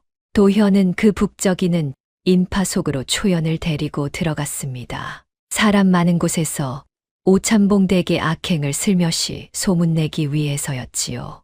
도현은 바보처럼 떠들며 사람들 사이를 헤집고 다녔습니다. 아저씨, 우리 처가는 부자래요. 헌데 아가씨가 없어졌대요. 어디 갔을까요? 바보의 천진한 물음에 장터 사람들이 하나둘 관심을 보였습니다. 그 댁 아가씨가 정말 없어진 거야? 바보 사위 말로는 그렇다는데 요양 갔다더니 영 소식이 없네. 도현은 그렇게 바보 흉내로 사람들 입에 오참봉댁 이야기를 올렸지요. 소문은 발 없는 말이 천리 가듯 빠르게 퍼졌습니다. 오참봉댁 아가씨가 실은 죽은 게 아니냐는 수군거림이 고을 곳곳에 번지기 시작했지요. 한 씨는 그 소문에 좌불안석이었습니다. 대체 누가 그런 헛소문을 퍼뜨린단 말이냐? 한 씨는 노발대발했지만 소문의 진원지를 찾을 수 없었습니다. 설마 그 출처가 침 흘리는 바보 사위일 줄은 꿈에도 몰랐으니까요. 도현은 그렇게 사람들의 의심을 차곡차곡 쌓아갔습니다. 훗날 진실이 드러났을 때 사람들이 곧바로 납득할 수 있도록 미리 밑밥을 깔아둔 것이지요. 그 무렵 광노인이 마침내 중요한 증인을 데려왔습니다. 죽은 오소저의 시신을 묻는 일을 거들었던 늙은 종이었습니다. 도련님, 이 사람이 그때 일을 모두 보았다 하네.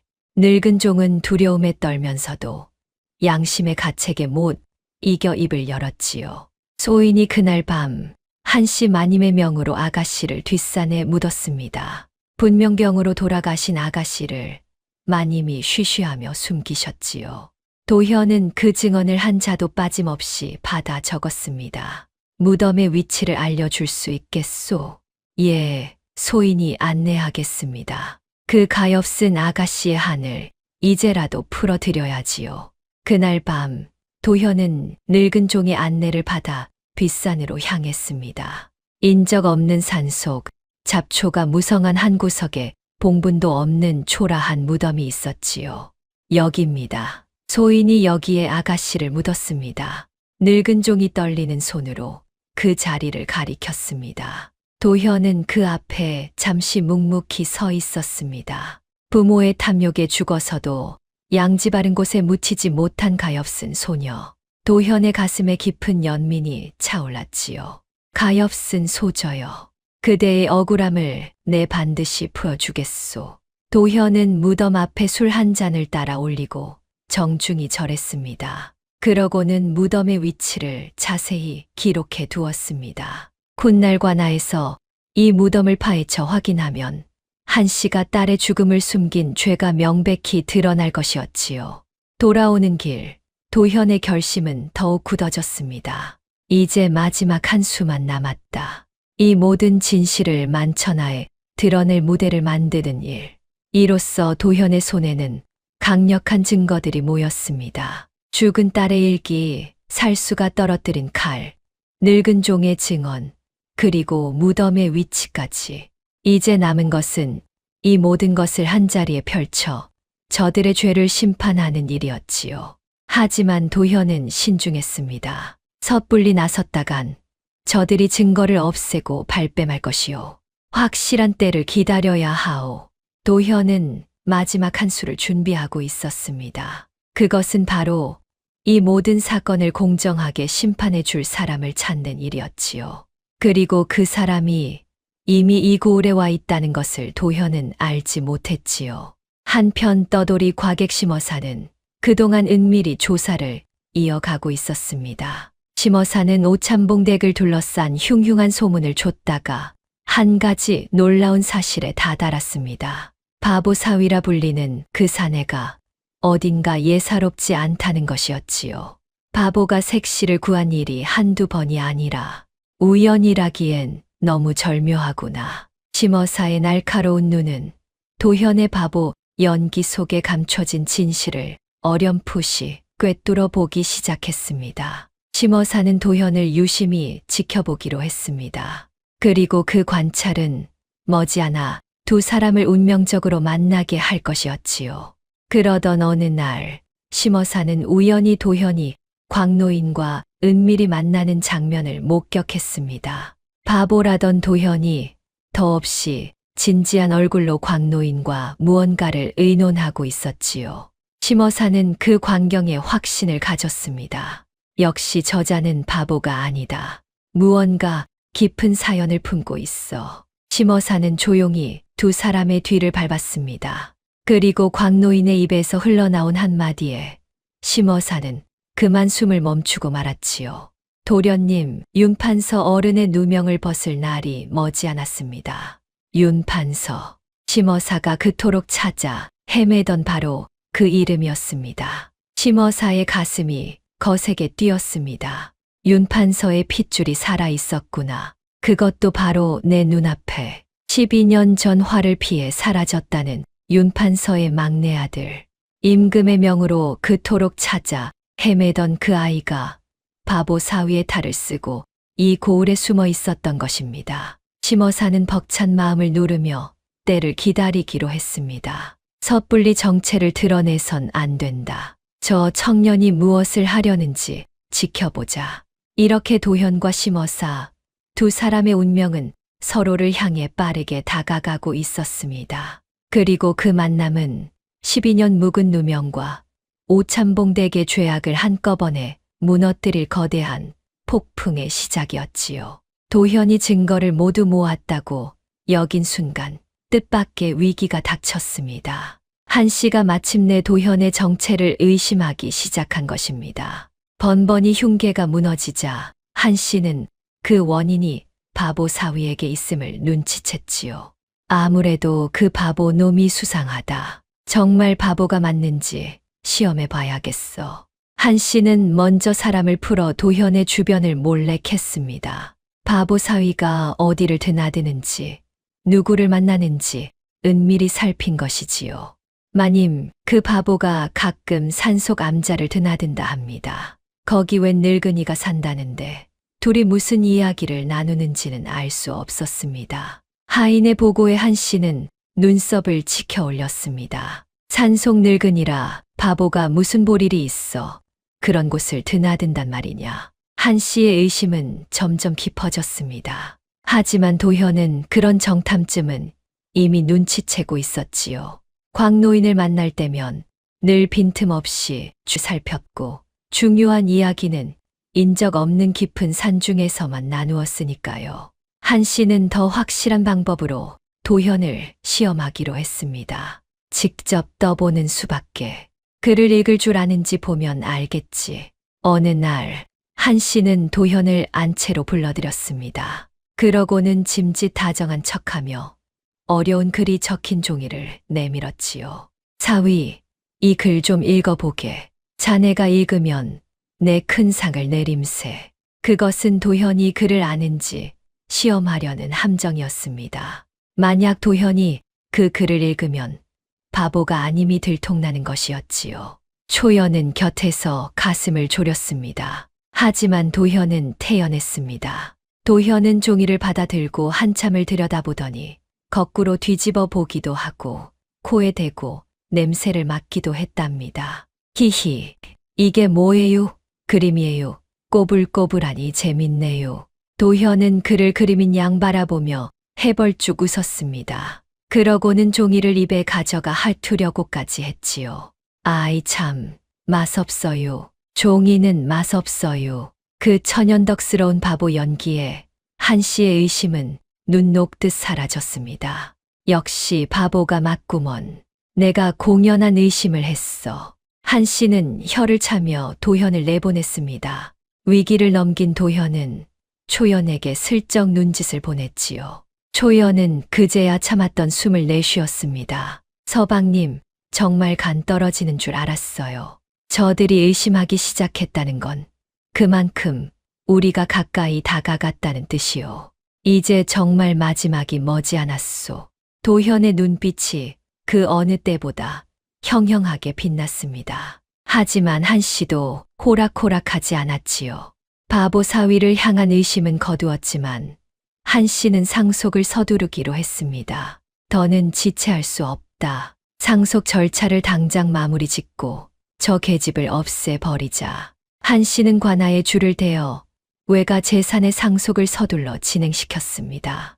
이제 며칠 안에 상속이 끝나면 초연은 더 이상 쓸모가 없어지는 것이었지요. 그날이 바로 초연의 마지막 날이 될 것이었습니다. 한 씨는 거기서 그치지 않고 도현과 초연 사이를 갈라놓으려 했습니다. 저 둘이 너무 붙어 있는 게 영 거슬려. 떼어 놓아야겠다. 한 씨는 초연을 안채로 불러 달콤한 말로 꿰었지요. 색시야, 내 그동안 너를 박대한 것 같아 마음이 아프구나. 이제라도 너를 친딸처럼 여길 터이니 그 바보 사위와는 인연을 끊는 게 어떠냐. 내 더 좋은 자리를 알아봐 주마. 초연은 그 속셈을 빤히 알면서도 짐짓 고민하는 척했습니다. 도현이 일러준 대로 적의 경계를 늦추기 위해서였지요. 마님의 뜻이 정 그러시다면 한번 생각해 보겠사옵니다. 한 씨는 초연이 흔들린다 여기고 속으로 쾌재를 불렀습니다. 하지만 그것이야말로 도현과 초연이 파놓은 함정이었지요. 초연은 한 씨의 방심을 틈타 안채를 더욱 자유로이 드나들며 마지막 증거들을 살필 수 있었습니다. 그런데 바로 그때 한 씨가 결정적인 한 수를 두었습니다. 한 씨는 도현을 아예 제거하기로 마음먹은 것입니다. 바보든 아니든 초연 곁에 누군가 있다는 것 자체가 거슬렸으니까요. 사위놈을 먼저 치워야겠다. 그래야 계집을 처리하기 쉬워. 한 씨는 건장한 장정 여럿을 은밀히 사서 도현을 해치려 했습니다. 어느 깊은 밤, 한 씨가 보낸 자들이 도현의 집을 급습했지요. 이번에는 한둘이 아니라 여러 명이 한꺼번에 들이닥쳤습니다. 도현은 초연을 뒤로 숨기고 홀로 그들과 맞섰습니다. 칠흑 같은 어둠 속에서 격렬한 싸움이 벌어졌지요. 도현은 12년 갈고 닦은 무예로 맞섰지만 수가 너무 많았습니다. 장정 하나가 칼을 휘두르면 몸을 틀어 피하고 다른 하나가 몽둥이를 내리치면 발로 걷어찼지요. 어둠 속에서 도현의 몸놀림은 한 마리 표범 같았습니다. 이놈 정말 바보가 맞느냐? 어찌 이리 날래단 말이냐? 장정들은 당황했습니다. 침이나 흘리던 바보가 이토록 무서운 솜씨를 지녔을 줄은 몰랐으니까요. 부인은 어서 광노인께로 피하시오. 어서. 도현이 소리쳤지만 초연은 차마 그를 두고 갈 수 없었습니다. 싫어요. 서방님을 두고 어딜 간단 말이에요. 초연은 떨면서도 도현의 곁을 지켰습니다. 그 순간 장정 하나가 휘두른 몽둥이에 도현이 어깨를 맞고 비틀거렸지요. 서방님, 초연이 비명을 질렀습니다. 도현은 피를 흘리면서도 끝까지 초연을 지키려 안간힘을 썼지요.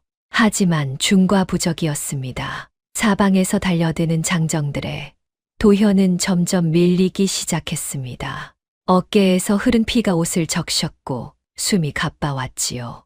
그래도 도현은 초연 앞을 막아선 채 한 발도 물러서지 않았습니다. 바로 그 절체절명의 순간이었습니다. 어둠을 가르며 누군가가 번개같이 뛰어들었지요. 멈춰라. 우렁찬 호통과 함께 그 사람은 순식간에 장정들을 때려 눕혔습니다. 놀라운 무예였지요. 장정들은 혼비백산하여 달아났습니다. 도현이 고개를 들어보니 그 사람은 다름 아닌 떠돌이 과객이었습니다. 그대는 도현이 경계하며 묻자 과객이 천천히 입을 열었지요. 윤판서 어른의 막내 아드님이시지요. 그 한마디에 도현은 소스라치게 놀랐습니다. 어찌 그것을. 놀라지 마십시오. 나는 그대를 해하러 온 사람이 아닙니다. 과객은 품속에서 무언가를 꺼냈습니다. 어둠 속에서도 빛나는 그것은 다름 아닌 마패였지요. 나는 임금의 명을 받든 암행어사 심정구라 하오. 12년 전 윤판서 어른의 누명을 다시 조사하라는 어명을 받고 내려왔소. 도현은 그 자리에 얼어붙고 말았습니다. 그토록 기다리던 순간이 이렇게 갑자기 찾아온 것이었습니다. 어사또께서 아버님의 누명을. 도현의 목소리가 떨렸지요. 12년 동안 가슴에 묻어둔 한이 한꺼번에 북받쳐 올랐지요. 심어사가 도현의 어깨를 굳게 잡았습니다. 그렇소. 윤판서 어른은 억울하게 모함당하신 것이요. 나는 그 진실을 밝히러 왔소. 그리고 마침내 그 핏줄인 그대를 찾았구려. 도현의 눈에서 뜨거운 눈물이 흘러내렸습니다. 홀로 견뎌온 그 긴 세월이 결코 헛되지 않았던 것입니다. 곁에서 지켜보던 초연도 함께 눈물을 흘렸지요. 드디어 모든 어둠이 걷히고 진실의 빛이 비치기 시작하는 순간이었습니다. 심어사는 도현과 광노인으로부터 그동안의 일을 소상히 전해 들었습니다. 오참봉댁 한 씨가 죽은 딸을 숨기고 가짜 딸을 들인 일, 외가 재산을 가로채려 한 일, 그리고 초연을 거듭 해치려 한 일까지 심어사의 표정이 점점 굳어졌습니다. 그 한 씨의 친정이 바로 윤판서 어른을 모함한 자들과 한패였소. 심어사가 무겁게 입을 열었습니다. 12년 전 윤판서 어른을 무너뜨린 자들이 그 죄로 얻은 권세를 바탕으로 지금껏 온갖 악행을 저질러 온 것이요. 오참봉댁의 일도 그 뿌리가 같소. 도현은 주먹을 굳게 쥐었지요. 아버지를 무너뜨린 자들과 초연을 해치려는 자들이 결국 하나로 이어져 있었던 것입니다. 이제 모든 것이 분명해졌소. 심어사가 결연히 말했습니다. 그대들이 모은 증거에 내가 조사한 진상을 더하면 저들의 죄를 낱낱이 밝힐 수 있소. 윤판서 어른의 누명도 오참봉댁의 악행도 한꺼번에 심판할 것이요. 도현은 깊이 고개를 숙였습니다. 어사또 부디 아버님의 한과 이 가엾은 사람들의 억울함을 풀어주십시오. 염려 마시오. 하늘이 무심치 않아 이렇게 모든 실마리가 한자리에 모였으니 이제 정의가 바로 설 때요. 세 사람의 눈빛에는 굳은 결의가 빛나고 있었지요. 마침내 오참봉댁의 모든 죄악을 심판할 때가 코앞으로 다가온 것입니다. 하지만 한 씨는 마지막 발악을 멈추지 않았습니다. 도현을 치려던 실패로 돌아간 것을 안 한 씨는 이성을 잃고 말았지요. 이렇게 된 이상 상속이고 뭐고 없다. 당장 그 계집부터 없애버려라. 한 씨는 더는 사고로 위장할 여유도 없이 초연을 직접 잡아들이려 했습니다. 이튿날 새벽 한 씨는 하인들을 모조리 풀어 도현의 집을 에워쌌습니다. 그 계집을 끌어내라. 산 채로든 죽은 채로든 상관없다. 한 씨의 광기 어린 외침에 초연은 사색이 되었지요. 도현은 어깨를 다친 몸으로 다시 초연 앞을 막아섰지요. 부인은 내 뒤에 있으시오. 무슨 일이 있어도 부인을 내어주지 않겠소. 하인들이 우르르 몰려드는 그 순간 초연은 절망에 휩싸였습니다. 모든 것이 끝나는가 싶었지요. 바로 그때 멀리서 우렁찬 외침이 울려 퍼졌습니다. 암행어사 출두요. 그 한마디에 천지가 뒤흔들리는 듯 했습니다. 달려들던 하인들이 그 자리에 우뚝 멈춰 섰지요. 드디어 모든 진실이 백일하에 드러날 순간이 시작되고 있었습니다. 암행어사 출두요. 그 우렁찬 외침이 새벽 공기를 가르자 온 마을이 발칵 뒤집혔습니다. 허나 그 출두가 있기 직전 도현과 초연은 가장 깊은 절망의 바닥에 있었습니다. 한 씨의 하인들에게 집을 에워싸인 채 도현은 어깨의 상처로 피를 흘리고 있었지요. 이제 그만 포기해라. 너희 둘 다 살아서 이 집을 나가지 못한다. 하인들의 우두머리가 비웃으며 다가왔습니다. 도현은 성한 팔로 초연을 등 뒤에 감싼 채 이를 악물었습니다. 하지만 다친 몸으로 그 많은 자들을 당해낼 수는 없었지요. 초연은 절망 속에서 도현의 옷자락을 꼭 붙잡았습니다. 서방님, 이대로 우리 끝나는 건가요? 도현의 입에서도 처음으로 무거운 한숨이 새어나왔습니다. 미안하오, 부인. 끝까지 지켜주겠다 했건만 그 순간만큼은 그 영민하고 강인하던 도현조차 하늘이 무너지는 듯한 절망을 느꼈지요. 12년을 견디며 준비해온 모든 것이 이 새벽에 물거품이 되는가 싶었지요. 바로 그 절체절명의 순간 하늘이 무심치 않았던 것입니다. 암행어사 출두요. 멀리서 그 외침이 들려온 것은 바로 그때였습니다. 역졸들이 마패를 높이 치켜들고 사방에서 쏟아져 들어왔지요. 도현의 집을 에워쌌던 한 씨의 하인들은 그 자리에서 줄줄이 붙잡혔습니다. 무슨 일이냐? 한 씨는 사색이 되어 부들부들 떨었습니다. 설마 이 외딴 고을에 암행어사가 들이닥칠 줄은 꿈에도 몰랐으니까요. 역졸들에게 둘러싸인 한 씨는 그제야 일이 단단히 잘못되었음을 깨달았습니다. 심어사가 위험 있는 걸음으로 마당에 들어섰습니다.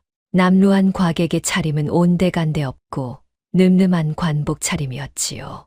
오참봉댁 안주인 한 씨는 어디 있느냐? 심어사의 추상 같은 호령에 한 씨는 다리가 풀려 주저앉고 말았습니다. 소인이 한 씨이옵니다. 어사또 무슨 일이신지. 내 죄를 내가 알렸다. 심어사의 호통에 한 씨는 부들부들 떨었습니다. 하지만 한 씨는 끝까지 발뺌하려 들었지요. 소인은 아무 죄도 없사옵니다. 무슨 영문인지 모르겠사옵니다. 바로 그때 도현이 앞으로 나섰습니다. 어깨에 상처를 입었지만 그 눈빛은 형형하게 빛났지요. 도현은 그동안 써왔던 바보의 탈을 완전히 벗어던졌습니다. 허리를 곧게 펴고 또렷한 목소리로 입을 열었습니다. 한씨, 그대의 죄를 내가 낱낱이 고하겠소. 침 흘리던 바보가 갑자기 의젓한 사내로 변하자 한씨는 기겁했답니다. 너는 바보가. 그렇소. 나는 바보가 아니오. 그대들의 죄를 밝히기 위해 바보의 탈을 쓰고 있었을 뿐이오. 지켜보던 마을 사람들이 일제히 술렁였습니다. 세상에, 저 바보 사위가 멀쩡한 사람이었어. 그럼 그동안 다 연기였단 말이야? 사람들의 놀란 눈길이 도현에게 쏠렸습니다. 도현은 그 시선을 의연히 받으며 차근차근 한씨의 죄를 고발하기 시작했답니다. 첫째, 한씨는 친딸 오소저가 병으로 죽자 그 죽음을 숨기고 뒷산에 몰래 묻었소. 외가의 재산을 가로채기 위해서였지.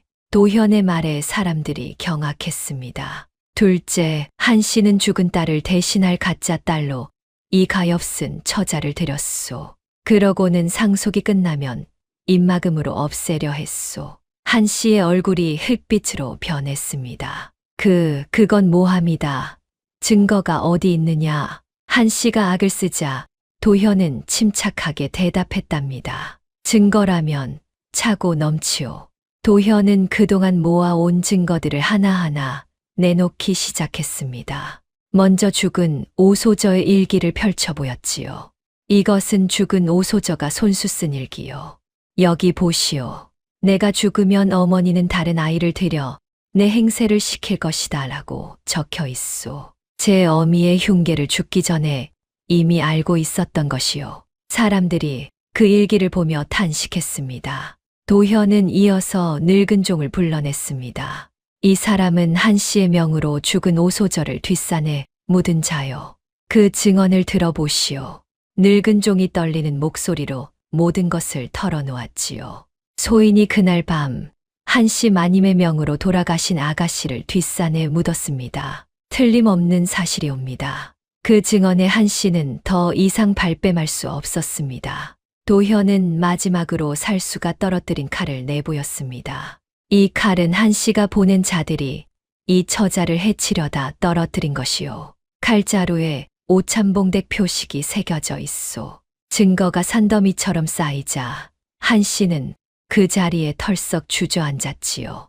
심어사가 무겁게 입을 열었습니다. 한씨, 이래도 죄를 부인하겠느냐.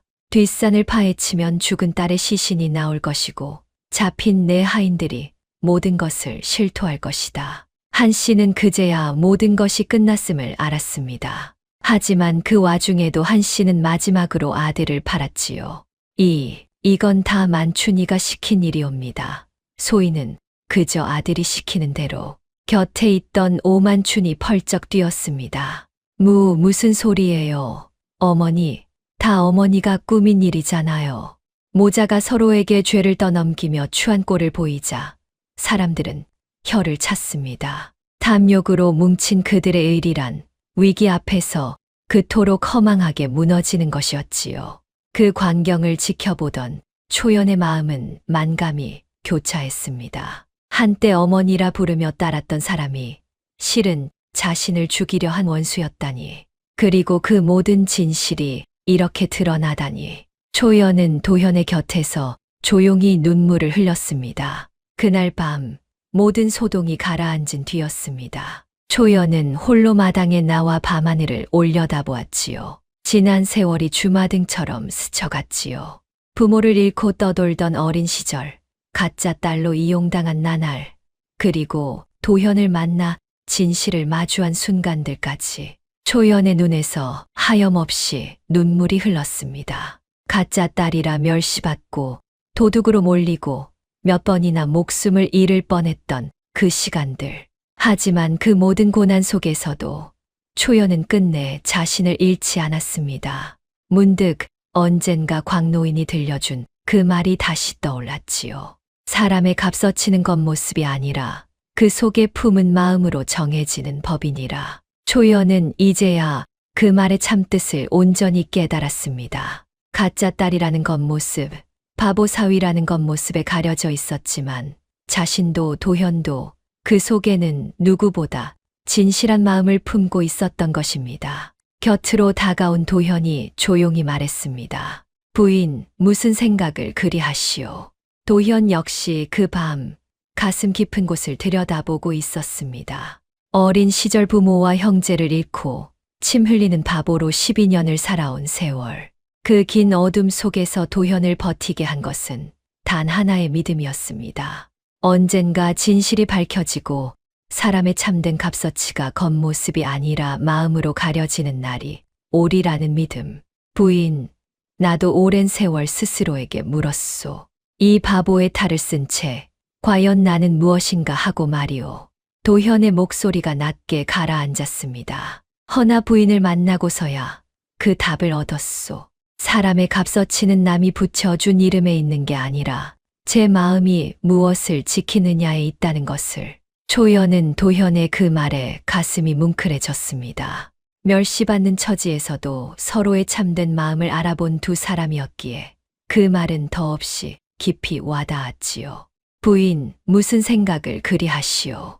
도현이 다시 부드럽게 물었습니다. 서방님, 저는 이제야 알 것 같아요. 사람의 참된 값어치가 어디에 있는지를요. 초연이 눈물을 닦으며 미소 지었습니다. 겉모습으로는 결코 알 수 없는 마음속 깊은 곳에 있다는 것을요. 도현도 잔잔히 미소 지었지요. 그렇소.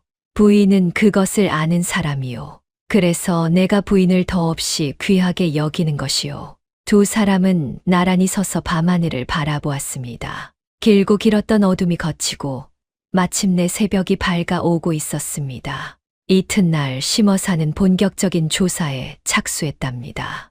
뒷산을 파헤치자 과연 죽은 오소저의 시신이 나왔고 잡힌 하인들도 모든 죄를 실토했습니다. 한 씨와 오만춘의 죄는 빼도 박도 못하게 명백히 드러났지요. 그리고 심어사는 더 큰 진실에도 다가갔습니다. 한 씨의 친정 세력이 12년 전 윤판서를 모함한 일당과 한패였다는 것. 심어사는 그동안 모아온 문서들을 펼쳐놓고 도현에게 차근차근 설명했습니다. 보시오. 12년 전 윤판서 어른을 영모로 얽어맨 상소가 여기 있소.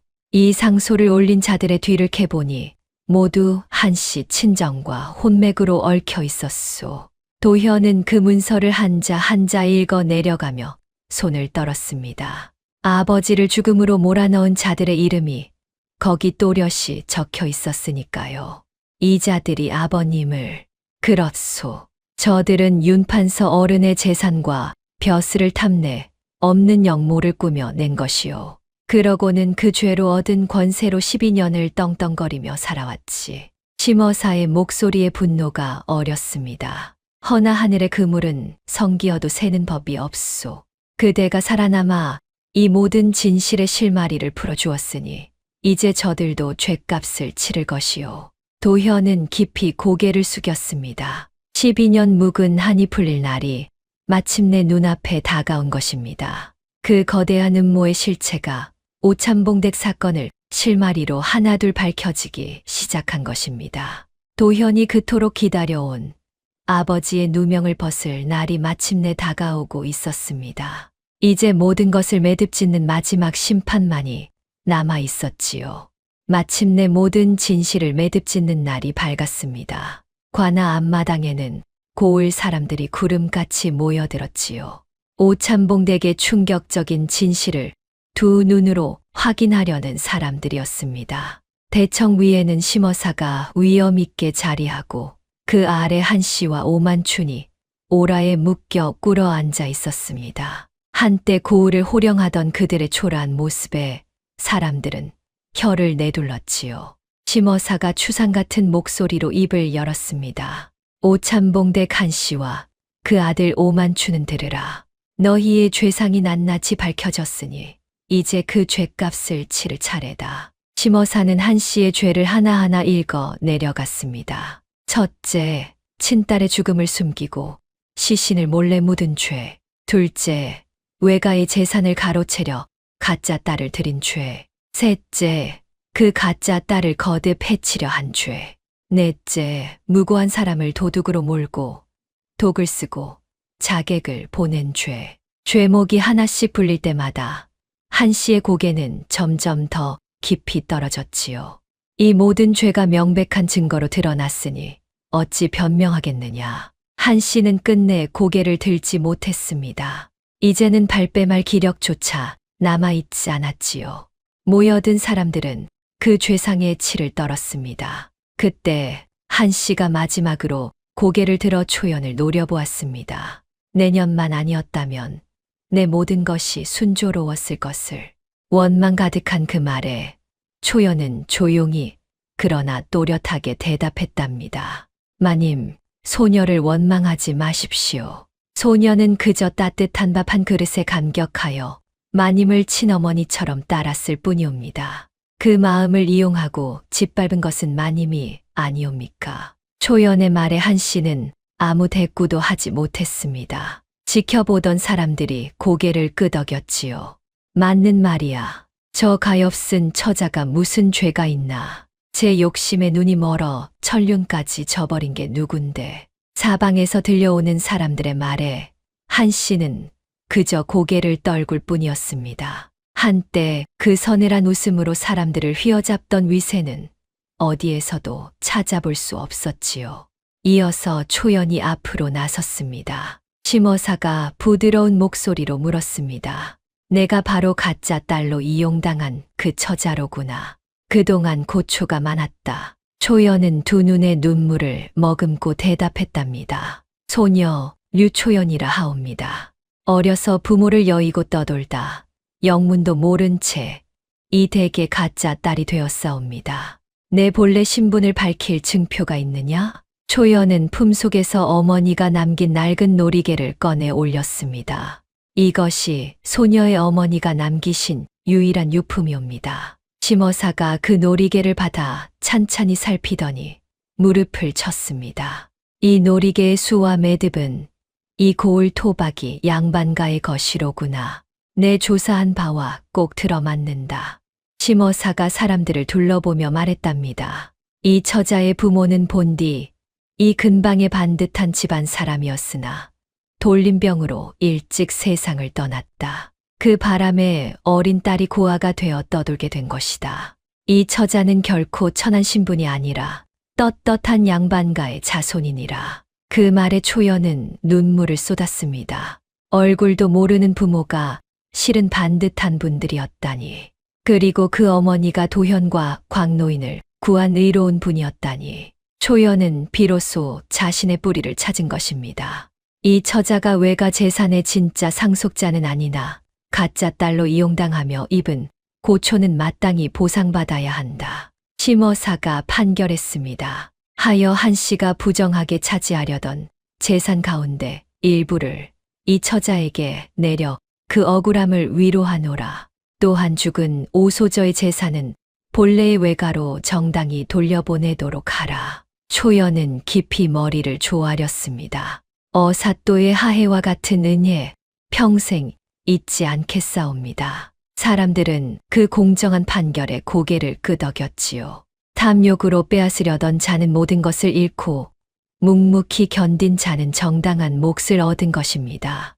이제 마지막으로 가장 중요한 순간이 남아 있었습니다. 심어사가 도현을 향해 몸을 돌렸습니다. 이제 그대의 차례요. 그대의 진짜 신분을 만천하에 밝힐 때가 되었소. 도현이 천천히 앞으로 나섰지요. 그동안 바보의 탈에 가려져 있던 그의 본 모습이 비로소 햇빛 아래 드러나는 순간이었지요. 도현은 의관을 바로 하고 또렷한 목소리로 입을 열었습니다. 나는 12년 전 영모의 누명을 쓰고 멸문당한 윤판서 가문의 막내 아들 윤도현이요. 그 한마디에 온 마당이 술렁였습니다. 윤판서라면 그 충신 윤판서 어른 말인가? 그 댁 핏줄이 살아있었단 말이야? 사람들이 웅성거리는 가운데 도현은 자신의 신분을 증명할 증표를 내놓았지요. 먼저 품속에서 반쪽짜리 은가락지를 꺼냈지요. 매화 무늬가 새겨진 윤씨 가문 대대로 내려오는 신표였습니다. 이것은 우리 윤씨 가문의 신표요.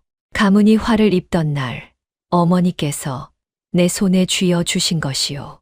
이어서 도현은 왼쪽 어깨를 드러냈습니다. 거기에는 오래된 화상 자국이 선명했지요. 그리고 이 흉터는 우리 집이 불타던 날 입은 상처요.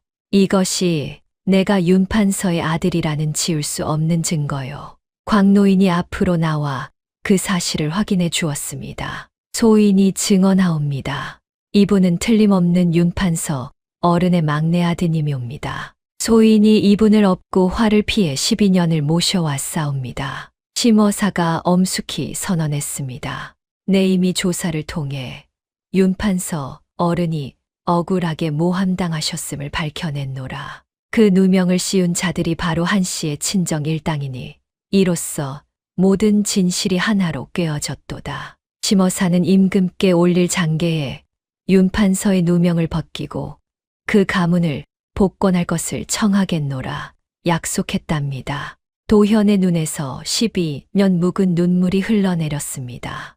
마침내 아버지의 한을 풀어드리게 된 것입니다. 그 순간 초연이 도현의 곁으로 다가왔습니다. 바보 사위로 알았던 사람이 멸문가의 마지막 핏줄이라는 사실에도 초연의 눈빛은 조금도 흔들리지 않았지요. 서방님, 아니 도련님, 그 긴 세월을 홀로 견디시느라 얼마나 외로우셨어요. 초연이 도현의 손을 두 손으로 꼭 감싸 쥐었습니다. 도현은 그 따뜻한 손길에 비로소 마음 깊은 곳에 응어리가 풀리는 듯 했습니다. 부인이 곁에 있어 주어 나는 이 모든 것을 견딜 수 있었소. 부인이야말로 내게 가장 큰 힘이었소. 두 사람은 만인이 보는 앞에서 서로의 손을 마주 잡았지요. 바보와 가짜 딸이라 멸시받던 두 사람이 이제는 그 누구도 함부로 할 수 없는 떳떳한 모습으로 나란히 선 것입니다. 지켜보던 사람들 사이에서 따뜻한 탄성이 새어나왔지요. 저 두 사람이야말로 천생연분일세. 고생 끝에 낙이 온다더니 꼭 저 두 사람을 두고 하는 말이구먼. 판결은 공정하고도 엄중했습니다. 한 씨는 친딸의 죽음을 숨기고 무고한 사람을 거듭 해치려 한 죄로 무거운 벌을 받게 되었습니다. 탐욕에 눈이 멀어 천륜마저 져버린 그 죄는 결코 가벼이 넘길 수 없는 것이었지요. 한 씨는 옥에 갇혔다가 끝내 그 안에서 한 많은 생을 마쳤습니다. 아들 오만추는 어미의 죄에 가담한 죄로 먼 곳으로 유배를 가게 되었습니다. 평생 떵떵거리며 살던 그가 하루아침에 죄인이 되어 끌려가는 모습에 사람들은 인과응보를 실감했지요. 무능하게 집안일을 방관하던 오찬봉 또한 그 책임을 면치 못하고 벼슬자리에서 쫓겨났습니다. 탐욕으로 쌓아 올린 오찬봉 댁은 그렇게 하루아침에 무너지고 말았습니다. 반면 묵묵히 진실을 지켜온 이들에게는 마땅한 복이 돌아왔지요. 윤판서 가문은 누명을 벗고 명예를 되찾았으며 도현은 떳떳한 양반가의 자손으로 복권되었습니다. 임금은 도현의 그 갸륵한 효심과 굳은 지조를 가상히 여겨 큰 벼슬을 내리고자 했지요. 하지만 도현은 그것을 사양했습니다. 소인은 벼슬보다 그저 이 사람과 함께 조용히 살아가기를 바라옵니다. 도현은 초연의 손을 잡으며 말했습니다. 초연의 눈에 맑은 눈물이 고였지요. 가짜 딸과 바보 사위로 멸시받던 두 사람이 이제는 누구보다 떳떳하고 행복한 부부가 된 것입니다. 세월이 흐른 뒤에도 이 고을에서는 두 사람의 이야기가 두고두고 전해졌습니다. 바보라 손가락질 받던 사내가 실은 의롭고 영민한 선비였고 가짜 딸이라 멸시받던 처자가 실은 누구보다 고든 마음을 지닌 사람이었다는 이야기. 사람들은 그 이야기를 나누며 한 가지 깨달음을 가슴에 새겼습니다. 사람의 값어치는 겉모습이 아니라 그 속에 품은 마음으로 정해지는 법이니라. 도현과 초연이 살아온 그 모든 세월이 바로 이 한마디를 증명하고 있었지요. 겉모습만 보고 사람을 비웃고 짓밟던 자들은 모든 것을 잃었고 겉모습, 너머의 참된 마음을 알아본 두 사람은 끝내 행복을 얻었으니까요. 도현과 초연은 광노인을 모시고 산 좋고 물 좋은 곳에 터를 잡아 단란하게 살았습니다. 세 사람은 비록 핏줄로 맺어진 사이는 아니었지만 그 어떤 가족보다 따뜻하고 끈끈했지요. 광노인은 두 사람이 혼인하여 행복하게 사는 모습을 보며 더 없는 기쁨 속에 여생을 보냈습니다. 이 늙은이가 도련님을 업고 도망치던 그 밤에 오늘 같은 날이 올 줄 어찌 알았겠나. 이제 죽어도 여한이 없네. 광노인은 늘 그렇게 말하며 흐뭇하게 웃었습니다. 도현과 초연은 그런 광노인을 친부모처럼 정성껏 모셨지요. 초연은 매일 아침 광노인의 약을 손수 다렸고 도현은 틈만 나면 노인의 곁에 앉아 도란도란 이야기를 나누었습니다. 어르신이 아니었다면 오늘의 저는 없었을 것입니다. 이 은혜는 평생을 두고도 다 갚지 못할 것입니다. 무슨 그런 말씀을. 도련님이 이리 훌륭하게 자라주신 것만으로 이 늙은이는 받을 복을 다 받은 것이라네. 세 사람의 웃음소리가 그 작은 집에 늘 끊이지 않았습니다. 훗날 도현과 초연 사이에는 어여쁜 자식들이 태어났습니다요. 두 사람은 그 아이들에게 자신들이 겪어온 이야기를 들려주곤 했지요. 겉모습에 속지 말 것, 사람을 함부로 판단하지 말 것, 그리고 어떤 고난 속에서도 마음의 고듬을 잃지 말 것. 그 가르침은 대를 이어 전해졌습니다. 그리고 그 이야기를 듣고 자란 아이들은 또 그들의 아이들에게 같은 가르침을 물려주었지요. 그렇게 이 이야기는 오랜 세월 사람들의 입에서 입으로 전해 내려왔습니다. 멸시받던 두 사람이 끝내 진실과 사랑으로 승리한 따뜻하고도 통쾌한 이야기로 말입니다. 지금도 그 옛 고을에는 이런 말이 전해진다 합니다. 누군가를 겉모습만으로 비웃고 싶어질 때면 한 번쯤 떠올려 보라고요. 침 흘리던 바보가 실은 가장 의로운 선비였고 가짜 딸이라 손가락질 받던 처자가 실은 가장 고운 마음을 지녔더라는 것을요. 사람의 참된 값어치는 결코 눈에 보이는 것에 있지 않습니다. 그 속에 품은 마음, 끝까지 지켜낸 고듬과 따뜻함, 바로 거기에 있는 것이지요. 그리고 그 마음을 알아보는 눈을 가진 이들에게만 세상은 끝내 가장 귀한 복을 돌려주는 법입니다. 이것이 바로 바보 신랑과 가짜 딸이 남긴 오래된 이야기입니다.